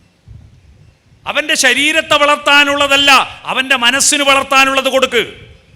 അതുകൊണ്ട് രാവിലെ എഴുന്നേറ്റാൽ അച്ഛനും അമ്മയും മക്കളോടൊത്ത് രാവിലെ 10 മിനിറ്റ് നേരം വരാന്തയിലോ മുറ്റത്തോ ചെലവഴിക്കണം. മുറ്റത്ത് വിരിഞ്ഞിരിക്കുന്ന പൂക്കൾ, പൂക്കളിൽ വന്നിരിക്കുന്ന പൂമ്പാറ്റകൾ, അതിലൂടെ സഞ്ചരിക്കുന്ന കിളികൾ, എല്ലാത്തിനെയും നോക്കി 10 മിനിറ്റ് നേരം നമ്മുടെ മൂഡ് ക്രിയേറ്റ് ചെയ്തതിന് ശേഷം മതി ഇവൻ്റെ ശരീരത്തിലെ എനർജി കയറ്റാനുള്ള ഭക്ഷണം ഉണ്ടാക്കൽ. അതിന് സമയം ഇല്ലാന്നുണ്ടെങ്കിൽ 10 മിനിറ്റ് നേരത്തെ ഉണരുക. മനസ്സിലായോ? ഓപ്പൺ ഹേഡ്, ഹൃദയം തുറക്കൂ, പുഞ്ചിരിക്കൂ. എസ് എന്ന് പറഞ്ഞാൽ സ്മൈൽ. വീട് പുഞ്ചിരിക്കണം, നിങ്ങളും പുഞ്ചിരിക്കണം. ഓപ്പൺ ഹേഡ്, ഹൃദയം തുറന്ന് വർത്തമാനം പറയണം. ഹൃദയം തുറക്കാത്തവരുടെ ഹൃദയം മെഡിക്കൽ കോളേജിൽ കൊണ്ടുപോയി തുറക്കും. മെഡിക്കൽ കോളേജിൽ കൊണ്ടുപോയി തുറക്കും. ഞാനിപ്പോൾ നേരത്തെ 2 തമാശ പറഞ്ഞപ്പോൾ 4 പുരുഷന്മാർ മുമ്പിൽ, ബേക്കിൽ ഞാൻ കാണുന്നില്ല, 4 പുരുഷന്മാരും 3 സ്ത്രീകളും. ഇങ്ങനെ ഒരാൾ പറയുന്നെന്നുള്ള മറ്റൊരു മുഖത്തൊരു ചിരി പോലും വരുത്താതെ മസിലും പിടിച്ച് നിന്നിരുന്നു. അവരോട് എനിക്ക് അഭ്യർത്ഥിക്കാനുള്ളത്, നിങ്ങൾ ഇന്ന് തന്നെ പോയിട്ട് ECG എടുത്ത് നോക്കണം കേട്ടാ. ബ്ലോക്ക് ഉണ്ടാവും. ഒന്ന് ചിരിച്ചൂടെ? ഈ പുഞ്ചിരിക്കാൻ അറിയുന്ന ഒരേ ഒരു ജന്തു മനുഷ്യനല്ലേ? പിന്നെ നമ്മൾ മനുഷ്യനാവുന്ന എങ്ങനെയാ? റേഷൻ കാർഡ് പേരുള്ളത് കൊണ്ട് മാത്രം മനുഷ്യനാവുമോ? ഇല്ല. അതുകൊണ്ട് ഓപ്പൺ ഹേഡ്, ഹൃദയം തുറക്ക്. അതുകൊണ്ട് ഇന്ന് രാത്രി നിങ്ങൾ അച്ഛനും മക്കളും എല്ലാം ഒത്തുചേരുന്ന സമയത്ത് ആ സമയത്ത് മൊബൈൽ ഫോണും ടി വി എല്ലാം അകത്ത് വെച്ച് പൂട്ടുക. എന്നിട്ട് അച്ഛനും മക്കളും വട്ടത്തിലിരിക്കുക. എന്നിട്ട് ഇന്ന് നടന്ന കൺവെൻഷനിലെ പ്രസംഗത്തെ പറ്റിയോ അല്ല ഇവിടുത്തെ ഭക്ഷണത്തെ പറ്റിയോ നല്ല കാര്യങ്ങൾ പറയാം. അല്ലാതെ റോഡിലൂടെ ആരാ പോകുന്നത്? അത് കൃഷ്ണൻകുട്ടി മഹാവൃത്തി കേട്ടോനാ. പിന്നെ ആരാ ബഷീർ തീരെ മോശ. പഞ്ചായത്ത് മെമ്പർ ഒരു ചുക്കിനും കൊള്ളൂല. പഞ്ചായത്ത് പ്രസിഡന്റ് മഹാബദ്ധവും. MLA പോക്കാണ്. മന്ത്രിമാരെല്ലാം വഷളന്മാർ. മുഖ്യമന്ത്രി ഭീകരൻ. പ്രധാനമന്ത്രി അയിലും ഭീകരൻ. എല്ലാവരും മോശ. ഒരാളെ ഉള്ളൂ ലോകത്ത് നല്ലേ. അതാരാ? ഞാൻ മാത്രം. ഇത് കേട്ട് കേട്ട് നമ്മുടെ കുട്ടികളുടെ മനോഭാവം അഹന്ത. I am okay, you are not okay. ഞാൻ മാത്രം ശരി, നിങ്ങളൊന്നും ശരിയല്ല. ഈ മനോഭാവമാണ്. അവർക്ക് പാഷണൽ കോഷ്യൻറ്റും ഇമോഷണൽ കോഷ്യൻറ്റും വേണം. ഒരു വ്യക്തിയുടെ വളർച്ചയ്ക്ക് 7 ഘടകങ്ങൾ ഉണ്ട്. അതിൽ 6 ഘടകങ്ങൾ ഉണ്ടാക്കുന്ന സർവകലാശാല വീടാ. ഇൻ്റലിജൻസ് കോഷ്യൻറ്റ്, ബുദ്ധിശക്തിയുടെ വികാസം മാത്രമേ സ്കൂളിൽ നിന്നുണ്ടാവൂ. ബാക്കി ഇമോഷണൽ കോഷ്യൻറ്റ് വൈകാരികമായ പക്വത, പാഷണൽ കോഷ്യൻറ്റ് ആർദ്രശക്തി, അതാ പ്രഭാതത്തെ കാണിക്കണം എന്ന് പറയുന്നത്. അടുത്തത് സ്പിരിച്വൽ കോഷ്യൻറ്റ്, ധാർമ്മിക മൂല്യങ്ങൾ. ഭഗവത്ഗീതയും ഖുറാനും ബൈബിളും വായിച്ചുകൊണ്ടൊന്നും ധാർമ്മിക മൂല്യം ഉണ്ടാവില്ല. വീട്ടിൽ നിന്ന് അച്ഛനും അമ്മയും സത്യത്തെക്കുറിച്ചും നന്മയെക്കുറിച്ചും ചർച്ച ചെയ്യൂ. സുഗതകുമാരി ടീച്ചറുടെ വരിയുണ്ട്, പരുക്കനാണീ ലോകം പക്ഷേ ആരാമങ്ങളുമുണ്ടിവിടെ. എല്ലാ ദിവസവും ആത്മോപദേശ ശതകത്തിൽ ഒരു ശ്ലോകം മാത്രം വ്യാഖ്യാനിക്കൂ. എല്ലാം ചൊല്ലിയിട്ട് ഒന്നും അർത്ഥം അറിയാണ്ട് പോയിട്ട് കാര്യമില്ല. ഒരു ദിവസം ഒരു ശ്ലോകം മാത്രം, അതിൻ്റെ അർത്ഥം ടിപ്പണി ഉണ്ടാവുമല്ലോ അടിയിൽ, അർത്ഥം ഒന്ന് ചർച്ച ചെയ്യും. ഒരു ദിവസം ഒരു ശ്ലോകം ചർച്ച ചെയ്യും. ഏതെങ്കിലും ഒരു നല്ല കാര്യം ചർച്ച ചെയ്യും. അതുകൊണ്ട് ഓപ്പൺ ഹെഡ്, മനസ്സിലായോ? ഹൃദയം തുറക്കുക. മൂന്നാമത്തത് SOF, ഫോർവേഡ് ലീൻ, മുന്നോട്ട് കുനിയുക. അഹന്ത വേണ്ട, ഈഗോ വേണ്ട.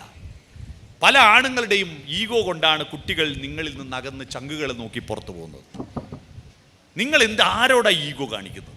ഞാനാണ് ഈ വീട് നിർമ്മിച്ചത്, ഞാനാണ് ഇവിടെ അരി കൊണ്ടുവരുന്നത്, അതുകൊണ്ട് ഞാൻ അവർകൾ. മിക്ക ആണുങ്ങളും പൽവാൾ ദേവനും ഭാര്യയും മക്കളും കട്ടപ്പിയും അടിമ. ചായ ചായ, ചോറ് ചോറ്. എന്തിന്? നമ്മൾ മുന്നോട്ട് കുനിയൂ, കുട്ടികളിലേക്ക് താഴൂ.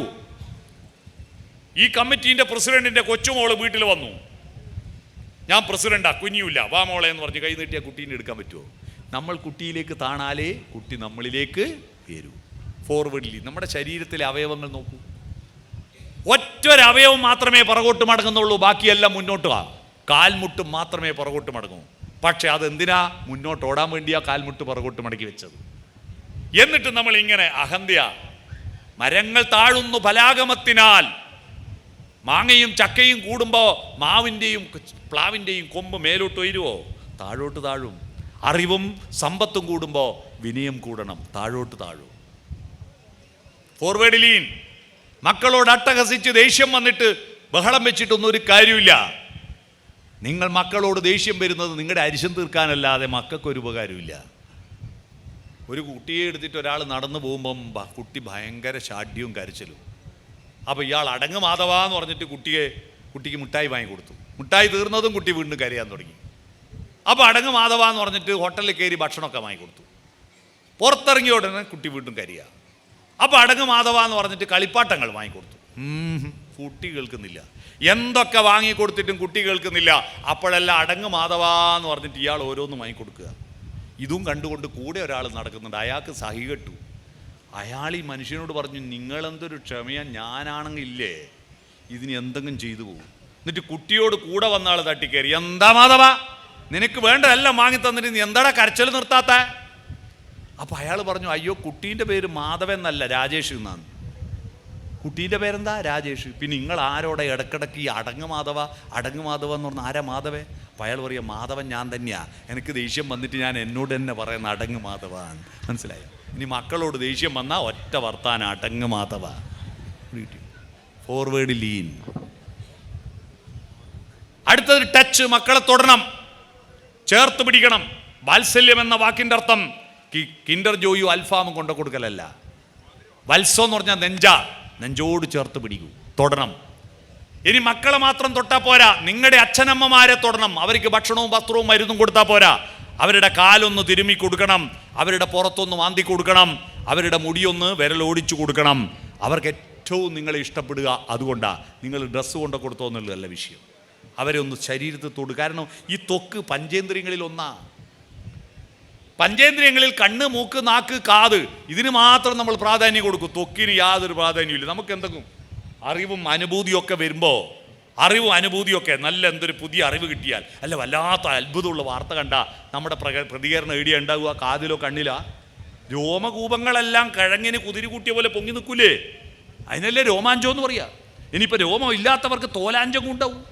മനസ്സിലായോ? അതാ. അതുകൊണ്ട് തൊടണം. മക്കളെയും അച്ഛനെയും അമ്മയും തൊട്ടാൽ പോരാ, ഭാര്യയും ഭർത്താവും തൊടണം കേട്ടോ. ഭാര്യയും ഭർത്താവും ഉള്ള ബന്ധമാണ് കുട്ടികളുടെ സ്വഭാവ രൂപീകരണം. ഭാര്യയും ഭർത്താവും എങ്ങനെയാ? പരസ്പര ബഹുമാനത്തോടെ തൊട്ടടുത്തിരുന്ന് കൈകൾ കോർത്ത് പിടിച്ച് വർത്തമാനം പറഞ്ഞ് പ്രേമിക്ക്. ഈ പ്രേമം എന്ന് പറയുന്നത് കല്യാണം വരെയുള്ള പരിപാടിയല്ല, മരണം വരെ വികസിക്കേണ്ടതാ പ്രേമം. കല്യാണം കഴിഞ്ഞാൽ പ്രേമമില്ല, അങ്ങനത്തെ പരിപാടിയാ. ഇതാ കുട്ടികൾ നോക്കിയാട്ടെ, കല്യാണം വരെ 100 പ്രാവശ്യം ഐ ലവ് യു എന്നയക്കൂ. കല്യാണം കഴിഞ്ഞാൽ ഒരു തവണ പറഞ്ഞോ? എന്താ കല്യാണം കഴിഞ്ഞാൽ ഐ ലവ് യു പറയാത്തതെന്ന് ഞാൻ കുന്നംകുളത്തുനിന്ന് കഴിഞ്ഞ ആഴ്ച ഒരു ക്ലാസ് ചോദിച്ചപ്പോൾ ഒരാൾ എഴുന്നേറ്റ് പറയാ, കല്യാണം കഴിഞ്ഞാൽ എന്താ ഐ ലവ് യു പറയാത്തതെന്നറിയോ? എന്താ, ഇലക്ഷൻ കഴിഞ്ഞാൽ പിന്നെ പ്രചരണം വേണ്ടല്ലോ എന്നാ. ഇലക്ഷൻ്റെ തട്ടിപ്പായി ഐ ലവ് യു ആണോ? അതുകൊണ്ട് സ്നേഹിക്കൂ, സ്നേഹിക്കൂ. വാർദ്ധക്യത്തിൽ ഉള്ള പ്രണയത്തെക്കുറിച്ച് വൈലോപ്പള്ളി ശ്രീധരമേനോൻ ഒറ്റയൊരു പ്രണയ കവിത എഴുതിയിട്ടുള്ളൂ. അതിൻ്റെ പേര് ഊഞ്ഞാലിൽ എന്നാണ്. തളിർവെറ്റില 100 തേച്ചു നീ തന്നാലും ഇത്തിരുവാതിരരാവ് താമ്പൂലപ്രിയയല്ലോ എന്നൊരു കവിത നിങ്ങൾ വായിക്കുക. ഭാര്യയും ഭർത്താവും അടുത്തിരുന്നിട്ട് അത് കേൾക്കുന്ന മക്കൾക്ക് എന്ത് നല്ല മനസ്സായിരിക്കുമെന്നറിയാം. അല്ല, NN കക്കാട് മരിക്കാൻ കിടക്കുമ്പോൾ ആശുപത്രി കിടക്കയിൽ വെച്ച് പാടിയ എഴുതിയ ഒരു കവിതയുണ്ട്.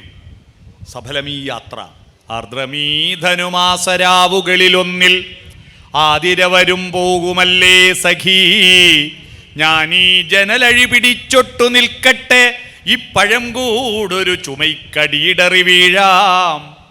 നീ എന്നണിയത്തു ചേർന്നു നിൽക്കൂ സഖി, വരും കൊല്ലം ആരെന്നും എന്തൊന്നും ആർക്കറിയാം. തിരുവാതിര വരും, വിഷു വരും, വർഷം വരും, ഓരോ തളിരിനും പൂവരും കായ്വരും, വരും കൊല്ലം ആരെന്നും എന്തെന്നും ആർക്കറിയാം. നമുക്ക് ഈ ആതിരയെ സ്വീകരിക്കാം, നീ എന്നെ അണിയത്ത് ചേർന്ന് നിൽക്കൂ സഖി. ആ കവിതയൊന്ന് വായിക്ക്. ഭാര്യയും ഭർത്താവ് ഒന്നിച്ച് മക്കളോടൊന്ന് വായിച്ചു തരാൻ പറ. അതിൻ്റെ ഒരു സംസ്കാരം എന്തായിരിക്കും എന്നറിയോ? നമ്മുടെ ആ കുട്ടി ലഹരിക്ക് അടിമയാവില്ല. അതുകൊണ്ട് ടച്ച്, മനസ്സിലായോ? അടുത്തത് ഈ എന്ന് പറഞ്ഞാൽ ഐ കോണ്ടാക്ട്. കണ്ണിൽ നോക്കി വർത്തമാനം പറയണം. കണ്ണിൽ നോക്കണം. കണ്ണല്ലേ നമ്മുടെ സൗന്ദര്യം. കണ്ണാണ് പേഴ്സണാലിറ്റി. അക്ഷി എന്ന് പറഞ്ഞാൽ കണ്ണ. അക്ഷി എന്ന് അവസാനിക്കുന്ന പേരെത്രയാണ് നമ്മുടെ നാട്ടിലെല്ലാം പണ്ട് സ്ത്രീകൾക്ക്? അംബുജാക്ഷി, കമലാക്ഷി, പങ്കജാക്ഷി, മീനാക്ഷി. എൻ്റെ നാട്ടിൽ ഏറ്റവും കൂടുതലുള്ള പേര് വിശാലാക്ഷി. വിശാലാക്ഷി, വലിയ കണ്ണുള്ളവൾ. സുന്ദരിമാർക്ക് വലിയ കണ്ണായിരിക്കുന്ന കേട്ടോ. സ്വന്തം ഭാര്യയ്ക്ക് കണ്ണിൻ്റെ ലേശം വലുപ്പം കുറഞ്ഞുകൊണ്ടല്ലേ അതിലും വലിയ കണ്ണുള്ള വേറെ ഒരു നടീൻ്റെ അടുത്ത് ഒരു വിരുദ്ധം പോയില്ലേ? കണ്ണ് വലുപ്പമുള്ളതുകൊണ്ടാണ് ഇവിടെയും പിടിച്ച് അപ്പുറത്ത് പോയേ. ആളെ തിരിഞ്ഞിട്ടുണ്ടാവില്ലേ? എന്താണ് കണ്ണിൻ്റെ വലിപ്പം? പെണ്ണുങ്ങൾ വിശാലാക്ഷി, ആണുങ്ങൾക്ക് ചെറിയ കണ്ണാണേ സൗന്ദര്യം. അതുകൊണ്ടാണ് വിശാലാക്ഷി എന്ന് സ്ത്രീകളെ വിളിക്കുമ്പോൾ പുരുഷന്മാരെ കുഞ്ഞിക്കണ്ണെന്ന് വിളിക്കുന്നത്. അതാണ് ഞാൻ പറഞ്ഞു വന്നത്. ആ കണ്ണിൽ നോക്കൂ. മക്കളുടെ കണ്ണിൽ നോക്കാൻ അച്ഛനമ്മമാർക്ക് കഴിയാത്തതിൻ്റെ പേരിൽ ഇന്ത്യയിൽ ഒരു മഹാദുരന്തം നടന്നിട്ടുണ്ട്. അറിയോ? മഹാഭാരത യുദ്ധം. ഇതിൻ്റെ കാരണം എന്താ? ധൃതരാഷ്ട്രർക്ക് ജന്മനാ കണ്ണ് കാണൂലല്ലോ. ഗാന്ധാരിക്ക് കണ്ണ് കാണുമായിരുന്നു. പക്ഷെ വിവാഹ പന്തലിലാണ് ഗാന്ധാരി അറിയുന്നത് ഭർത്താവ് അന്ധനാണെന്ന്. തന്നെ പറ്റിച്ചതിൽ ദേഷ്യം വന്നിട്ട് മന്ത്രകോടിയെടുത്ത് കണ്ണ് കെട്ടിയിട്ട് ശപഥം ചെയ്തു, തൻ്റെ ഭർത്താവിന് കാണാത്ത ലോകം ഇനി ഞാനും കാണൂല. 100 ആണിനെ പറ്റൂ, ഒരു പെണ്ണിനെയും പറ്റൂ. ഒന്നിനെപ്പോലും അച്ഛനും കണ്ടില്ല, അമ്മയും കണ്ടില്ല. കണ്ടോ? കണ്ടില്ലല്ലോ. ആരോ വളർത്തി. 100 മക്കളും നല്ല കുട്ടികളായിരുന്നു കേട്ടോ. എന്തായിരുന്നു മൂത്തവൻ്റെ പേര് എന്നറിയോ? കൗരവന്മാരിൽ മൂത്തവൻ്റെ പേരെന്താ? ദുര്യോധനൻ എന്നായിരുന്നില്ല, സുയോധനൻ എന്നായിരുന്നു. സുയോധനൻ. സു എന്ന് പറഞ്ഞാൽ നല്ലതെന്നാ. എൻ്റെ പേര് സുരേഷ് ബാബു ആയതുകൊണ്ട് പറഞ്ഞല്ല. സു എന്ന് പറഞ്ഞാൽ നല്ലത്. ആ സുയോധനൻ ദുഷിച്ച് ദുര്യോധനായി, ദുഷിച്ച് ദുശാസനായി, ദുഷിച്ച് ദുഷ്യനായി. എന്തേ? ഒന്നിനെപ്പോലും അച്ഛനും കണ്ടില്ല, അമ്മയും കണ്ടില്ല. അവസാനം 100 പടഞ്ഞു മരിച്ചു. ഇവർ അച്ഛനമ്മമാർ മരിച്ചപ്പോൾ ചിതയ്ക്ക് തീ കൊളുത്താൻ ഒരു ആൺതരി ബാക്കിയായില്ല. 100 മരിച്ച് പുത്രവിയോഗ ദുഃഖത്താൽ കാട്ടിലേക്ക് ഓടിപ്പോയി. കാട്ടുതീയിൽപ്പെട്ട് പച്ചക്ക് വെന്ത് മരിക്കേണ്ടി വന്നു. അറിയോ? പച്ചക്ക് വെന്ത് മരിച്ചു. അതിൻ്റെ കാരണം അച്ഛനും കണ്ടില്ല, അമ്മയും കണ്ടില്ല കണ്ണ്. നിങ്ങൾക്ക് കണ്ണുണ്ടായിട്ടും പിന്നെ കാണുന്നില്ല, പിന്നെ കണ്ണ് കുത്തി പൊട്ടിക്ക്. മക്കളുടെ കണ്ണിൽ നോക്കണ്ടേ? ഭർത്താവിന് കണ്ണ് കാണൂലേ? ഭാര്യ ഭർത്താവിൻ്റെ കണ്ണാവണം എന്നുള്ളൊരു പാട്ട് കേട്ടിട്ടില്ലേ? കൺമണി നീയൻ കരം പിടിച്ചാൽ കണ്ണുകളെന്തിനു വേറെ, എനിക്ക് കണ്ണുകളെന്തിനു വേറെ. ഇപ്പൊ ഭാര്യ എന്താ പാടിയത്? കാണാനുള്ളത് കരളിൽ പകരാൻ ഞാനുണ്ടല്ലോ ചാരെ, കണ്ണായി ഞാനുണ്ടല്ലോ ചാരെ. കണ്ണിൽ നോക്കൂ.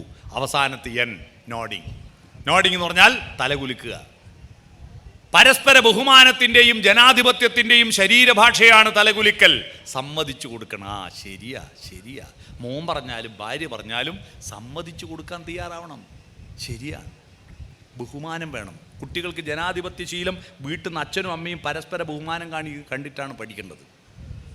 അത്തരത്തിൽ SOFTEN, smile, open head, forward lean, touch, eye contact, nodding. പുഞ്ചിരിക്കുക, ഹൃദയം തുറക്കുക, മുന്നോട്ട് കുനിയുക, തൊടുക, കണ്ണിൽ നോക്കുക, തലകുലുക്കുക. അത്തരത്തിൽ സോഫ്റ്റൻ യുവർ കമ്മ്യൂണിക്കേഷൻ. നിങ്ങളുടെ വീടിൻ്റെ അന്തരീക്ഷം. സ്വപ്നങ്ങൾ അലങ്കരിക്കും നമ്മുടെ വീടു കണ്ട് സ്വർഗം നാണിക്കുന്നോ, അല്ലേ? അത്തരത്തിൽ സ്വപ്നങ്ങൾ അലങ്കരിക്കുന്ന വീടാവുക. അവിടെ കുട്ടികളുടെ മനസ്സ് വളരും. ശരീരത്തിന് മാത്രം നിങ്ങൾ തൃപ്തി കൊടുക്കാൻ ശ്രമിച്ചാൽ കുട്ടിക്ക് തൃപ്തിയാവോ? കാരണം പുതിയ പുതിയ ഇറച്ചിയും മീനും തേടി പോവുക കുട്ടികൾ. പുതിയ പുതിയ ഇറച്ചിയും മീനും തേടി പോവുക, പുതിയ മസാലക്കൂട്ടുകൾ. പക്ഷെ തൃപ്തിയാവുന്നില്ല. നമുക്കെല്ലാം പല പേരുണ്ടെങ്കിലും മരിച്ച ഒരു പേരിലേ ഉള്ളൂ, ശവം. എന്നാൽ കോഴീൻ്റെ ഭാഗ്യം നോക്കുക. മരിക്കുന്നവരെ ഒരു പേരേ ഉള്ളൂ കോഴി. മരിച്ച 28 പേരുണ്ട്. Chicken kebab, chicken kadai, pepper chicken, ginger chicken, chicken 65. ഇത് മുഴുവൻ കുട്ടികൾ തിന്നോട്ടെ, കുഴപ്പമില്ല, ഉണ്ടായിട്ടല്ലേ തിന്നോട്ട്. പക്ഷേ സായിപ്പന്മാരെ കൂടുതൽ ഇറച്ചി തിന്നവർ. പക്ഷെ അവർ ഒരു കഷ്ണം പച്ചക്കറി തിന്നുമ്പോൾ ഒരു കഷ്ണം ഇറച്ചി തിന്നുമ്പോൾ 2 കഷ്ണം പച്ചക്കറിയും കൂട്ടിയിട്ടാണ് തിന്നുക. നമ്മളെ കുട്ടിക്ക് പച്ചക്കറി വിളമ്പിയൊക്കെ ആട്ടെ. ജ്യോതിഷികൾ കബഡി നിരത്തും പോലെ മുരിങ്ങക്കായി അങ്ങോട്ട്, വെണ്ടക്കായ അങ്ങോട്ട്, ക്യാരറ്റ് ഇങ്ങോട്ട്, വഴുതിനി അങ്ങോട്ട്, എല്ലാം ഇലയുടെ സൈഡിലേക്ക് അടുപ്പിച്ച് വെച്ച് ചാറ് മാത്രം കൂട്ടി തിന്നും. വിളമ്പുന്ന ആളോട് ഒരു സ്വകാര്യം ചോദിക്കും, പീസ് ഉണ്ടാവുമെന്ന് എടുക്കാൻ. ഈ പൊരിച്ച് ഇറച്ചി ഓവർ തിന്നിട്ട് ഇവൻ്റെ ഉള്ളിൽ ഹോർമോൺ അവനെ നിയന്ത്രിക്കുക. നമ്മളെ കുട്ടികൾക്ക് പറ്റുന്ന അബദ്ധം എന്താ? ഗുരു ശരീരവും മനസ്സ് ലഘുവാകും. മനുഷ്യൻ, ഞാൻ നേരത്തെ പറഞ്ഞതിലേക്ക് അവസാനിപ്പിക്കുക, മൃഗങ്ങളുടെ ഗുരു ശരീരമാ. അതിന് ഒരു പശുവിന് ഇവിടുന്ന് മൂത്രയിക്കാൻ മുട്ടി അപ്പം ഒഴിക്കും. പട്ടിക്ക് ഇണചേരാൻ തോന്നിയാൽ താലിയും പന്തലും നിശ്ചയമൊന്നും വേണ്ട, അത് ഇണചേരും. ആന ശ്രീകോവിലിൻ്റെ മുൻപിൽ, ശീവേലി എഴുന്നള്ളത്തിൽ ശ്രീകോവിലിൻ്റെ മുമ്പിൽ പിണ്ടോടും, കണ്ടിട്ടില്ലേ? കാരണം അതിൻ്റെ ഗുരു ശരീരം, മനസ്സ് ലഘുവാ. നമുക്കിവിടെ മൂത്രയിക്കാൻ മുട്ടി എവിടെ വയ്ക്കുമോ? നമ്മുടെ മനസ്സ് പറയും ഇത് കഴിയട്ടെ, പ്രസംഗം കഴിയട്ടെ, എന്നിട്ട് പോവാ. ശരീരത്തോട് നിൽക്കൂ, അനങ്ങാണ്ട് കിടന്നോ പേരും കൊടലേ എന്ന് പറയും. മനസ്സ് ഗുരുവും ശരീരം ലഘുവായ മനുഷ്യനായി. എന്നാൽ ഇപ്പം അടുത്ത കാലത്ത് നമ്മുടെ വീടുകളിൽ ഈ ശരീരത്തെ വളർത്തൽ മാത്രം ചെയ്യുമ്പോൾ ശരീരം ഗുരുവാ. ശരീരത്തെ തൃപ്തിപ്പെടുത്താൻ എന്ത് വേണം? ആമയും മുയലും പന്തയം വെച്ച കഥ കേട്ടിട്ടില്ലേ? മുയൽ കുതിച്ചോടി, തിരിഞ്ഞു നോക്കുമ്പോൾ ആമ വളരെ പറകിൽ വരിക. എന്തിന് നേരത്തെ പോയിട്ട് 2 ട്രോഫിയൊന്നും കിട്ടൂലല്ലോ, ഒന്നല്ലേ കിട്ടൂ. ഒന്ന് വിശ്രമിച്ച് ഉറങ്ങിപ്പോയി. ഉറക്കം തെളിയുമ്പോൾ ആമ പോയിട്ട് ട്രോഫി വാങ്ങി വരുന്നു. എന്നിട്ട് മാഷന്മാർ നമുക്ക് പറഞ്ഞു തന്നു, പരിശ്രമശാലികൾ വിജയിക്കും, അലസന്മാർ പരാജയപ്പെടും. കഥ എവിടെ തീർന്നു? ഈ കഥയെ നമുക്കൊന്ന് മാറ്റിപ്പിടിക്കണം. ഈ ആമ എന്ന് പറഞ്ഞാൽ നമ്മുടെ ശരീരമാണ്, മനസ്സ് എന്ന് പറഞ്ഞാൽ മുയല. നമ്മുടെ ശരീരം ആമയെ പോലെ മെല്ലിയെ വളരൂ. ഒരു പശു പ്രസവിച്ച പശുക്കുട്ടി 1/2 മണിക്കൂർ കൊണ്ട് എഴുന്നേറ്റോടൂല്ലേ? നിങ്ങൾ ആരെങ്കിലും പ്രസവിച്ചിട്ട് 1/2 മണിക്കൂർ കൊണ്ട് ഓടിയ മക്കളുണ്ടോ? 6 മാസമായിട്ടില്ലേ ദോശ മറിച്ചിടാൻ? കുട്ടി കുമ്പിടായേ.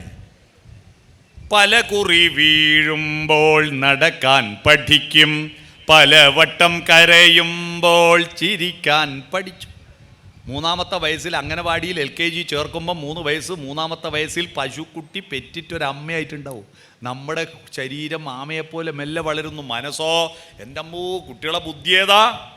എന്തെല്ലാം അസൈൻമെൻറ്റും പ്രൊജക്റ്റും ഒരു LP UP സ്കൂളിൽ ചെന്ന് നോക്കിയാൽ അറിയാം. അവിടുത്തെ നോക്കിയ കൊളാഷൻ ചാർട്ടെല്ലാം കണ്ടാൽ അതിബുദ്ധിമാന്മാരാണ് നമ്മുടെ കുട്ടികൾ. പക്ഷേ ഒരു നിശ്ചിത പ്രായമെത്തുമ്പോൾ നമ്മുടെ ശരീരത്തിൻ്റെ അകത്തൊരു പ്രകൃതി ഒരു സോഫ്റ്റ്വെയർ ഇൻസ്റ്റാൾ ചെയ്യും. ആ സോഫ്റ്റ്വെയർ ഉള്ളതുകൊണ്ടാണ് നമ്മളെല്ലാം ഉണ്ടായേ, നമുക്ക് മക്കളുണ്ടായത്. കുമാരനും കുമാരിയും ആവും. മാരൻ, കുമാരൻ കുമാരി, കൗമാരൻ എന്ന് പറഞ്ഞാൽ മാരനായില്. മല്ലികാബാണൻ തൻ്റെ വില്ലെടുക്കും, മന്ദാരമലർ കൊണ്ടു ശരം തൊടുക്കൂലേ. പണ്ടൊക്കെ കുറച്ച് പ്രായം വന്ന് പക്വത ആർജിക്കുമ്പോഴാണ് ഈ ഹോർമോൺ ഉൽപ്പാദിപ്പിക്കുക. 10-ലെത്തുമ്പോൾ ചെറിയ പ്രേമല്ല വരിക, വന്നാൽ തന്നെ പറയാൻ ധൈര്യം ഉണ്ടായിരുന്നില്ല. കാരണം ഹോർമോൺ എന്നാ എങ്ങനെയാ? ഉച്ചക്കെന്താ കറി? ചക്കക്കുരും വെള്ളരിക്കും ഓലൻ. രാത്രിയോ വെള്ളരിക്കും ചക്കക്കുരു ഓലൻ. ഇതിനെക്കൊണ്ട് എന്ത് ഹോർമോൺ ഉണ്ടാവാനാ? അതുകൊണ്ട് തന്നെ പ്രേമം വന്നാൽ തന്നെ ആരാദ്യം പറയും, ആരാദ്യം പറയുമെന്ന് വെച്ച് മിണ്ടൂല പേടിച്ചിട്ട്. അവസാനം സെൻഡ് ഓഫ് ആയ ദിവസമുണ്ട് ഒരു ഓട്ടോഗ്രാഫ് എത്ത്, ഓർമ്മയുണ്ടോ? കര കടലിനെ മറന്നാലും കടൽ കരിയെ മറന്നാലും ഞാൻ നിന്നെ മറക്കൂല എന്നല്ല എഴുതി കൊടുക്കും. എന്ത്? ഒരു കാര്യമില്ല. കാരണം അന്ന് വാട്സപ്പും ഇല്ല, ഫേസ്ബുക്കും ഇല്ല, ഒരു പിടിയില്ല. പാള കയറിപ്പോയി, മൂര് മറിഞ്ഞും പോയി. ഇപ്പം നല്ല ഭക്ഷണമെല്ലാം കഴിച്ച് ഹോർമോണെല്ലായപ്പോൾ പഴയ ആളെല്ലാം തപ്പി ഇറങ്ങിയിട്ടുണ്ട്. പൂർവ്വ വിദ്യാർത്ഥി സംഗമങ്ങളോട് സംഗമങ്ങൾ അല്ലടി അല്ലേ, നല്ലതാട്ടോ. അതിൽ പോകുന്നത് നല്ലതാ. പ്രഷർ കുറയും, ആയുസ് കൂടുന്നുണ്ട്. പൂർവ്വ വിദ്യാർത്ഥി സംഗമങ്ങളിൽ പോയവർക്ക് ഒരു മനസ്സിനൊരു ആനന്ദം കിട്ടും. എന്നാൽ ഇപ്പൊ 10-ലൊന്നും എത്തണ്ട, 5-ലെ പിള്ളേർ പ്രപ്പോസ് ചെയ്യാ. കഴിഞ്ഞ ദിവസം കണ്ടില്ലേ, 8-ൽ പഠിക്കുന്ന പെണ്ണ് പറ്റൂ. കുട്ടീൻ്റെ അച്ഛനാരാ? 7 പഠിക്കുന്ന ചെക്കൻ. കണ്ടില്ലേ? എന്താ കാരണം? ഏതാ ഹോർമോൺ ഭക്ഷണം? ഇത് അവൻ്റെ ശരീര ആമ മറികടക്കുക. ഏടുന്നെങ്കിൽ ഒരു പെണ്ണ് ചിരിച്ചു കാണിച്ചാൽ, ഒരു ചെക്കൻ ചിരിച്ചു കാണിച്ചാൽ, ഒരു ചിരി കണ്ടാൽ അത് മതി. 2 ആഴ്ച ദിവസം ഓർക്കുണ്ടാവില്ല, പോയി. പോകല്ല മോളെ എന്ന് പറയേണ്ട മനസ്സാകുന്ന മുയലുറങ്ങി. ശരീരം മുന്നോട്ട് പോയി. കാരണം ഇവക്ക് ശരീരമാണ് മനസ്സിനെ നിയന്ത്രിക്കുന്നത്. പോറ്റി വലുതാക്കി അച്ഛനും അമ്മയും മറ്റെല്ലാവരും നമ്മളെ കണ്ടതിന് ശേഷമല്ലേ സ്നേഹിച്ചേ? എന്നാൽ അച്ഛനമ്മമാർ സ്നേഹിച്ചത് എപ്പോഴാ? നമ്മൾ ജനിക്കുന്നതിന് 6-7 മാസം മുമ്പ് നമ്മളെ സ്നേഹിക്കാൻ തുടങ്ങിയവരാ നമ്മുടെ അച്ഛനമ്മമാർ. അവരുടെ കണ്ണീർ പുഴയിലാണോ എൻ്റെ ഈ ശരീരത്തിൻ്റെ ലൈംഗിക ചോദന ശമിപ്പിക്കാൻ പ്രണയത്തിൻ്റെ തോണി ഇറക്കേണ്ടത് എന്ന് ചിന്തിക്കേണ്ട മനസ്സാകുന്ന മുയലുറങ്ങി. ശരീരം പോയിട്ട് 1 കൊല്ലം കഴിയുമ്പോൾ ട്രോഫി വാങ്ങി വരും. ഒന്നിനെ എടുത്ത് വരൂലേ? വരും. ഓൻ കഞ്ചാവാ, ഞാനിപ്പോൾ എന്താ ചെയ്യേണ്ടതെന്ന് പറഞ്ഞിട്ട് ഇത് വ്യാപകമാവുകയാണ്. പ്രണയത്തിന് ഞാൻ എതിരല്ല, പക്ഷെ ആ പ്രണയമായിരിക്കണം. ശരീരത്തിൻ്റെ താൽക്കാലികമായ ആസക്തിയെ തൃപ്തിപ്പെടുത്താനാവരുത്. ഇപ്പോഴത്തെ പ്രണയം അങ്ങനെയാ. പണ്ട് പ്രേമിക്കുന്ന പയ്യനോട് പെണ്ണ് കാനന ചായയിലാടുമയ്ക്കാൻ ഞാനും വരട്ടെയോ നിന്റെ കൂടെ. അവൻ എന്താ പറഞ്ഞ്? പാടില്ല പാടില്ല നമ്മെ നമ്മൾ പാടെ മറന്നൊന്നും ചെയ്തുകൂടാ. നിന്നെ ഒരിക്കൽ ഞാൻ കൊണ്ടുപോകാം, ഇന്നു വേണ്ടോ മലാളെ. ക്ഷമയുണ്ടായിരുന്നു, ഇപ്പോ ഇല്ല. ഇപ്പൊ ഏതെങ്കിലും പെണ്ണ് ഞാനും വരട്ടെ ആടുമേയ്ക്കാൻ കാടിനുള്ളിൽ. അപ്പോൾ എൻ്റെ മറുപടി പോരൂ പുന്നാരേ എന്നാ. ഇപ്പം തന്നെ പോവാ. ആത്മാവിനെ പ്രേമിക്കുന്നുണ്ടോ? ആരെയും ഭാവഗായകനാക്കും ആത്മസൗന്ദര്യമാണു നീ എന്നല്ല.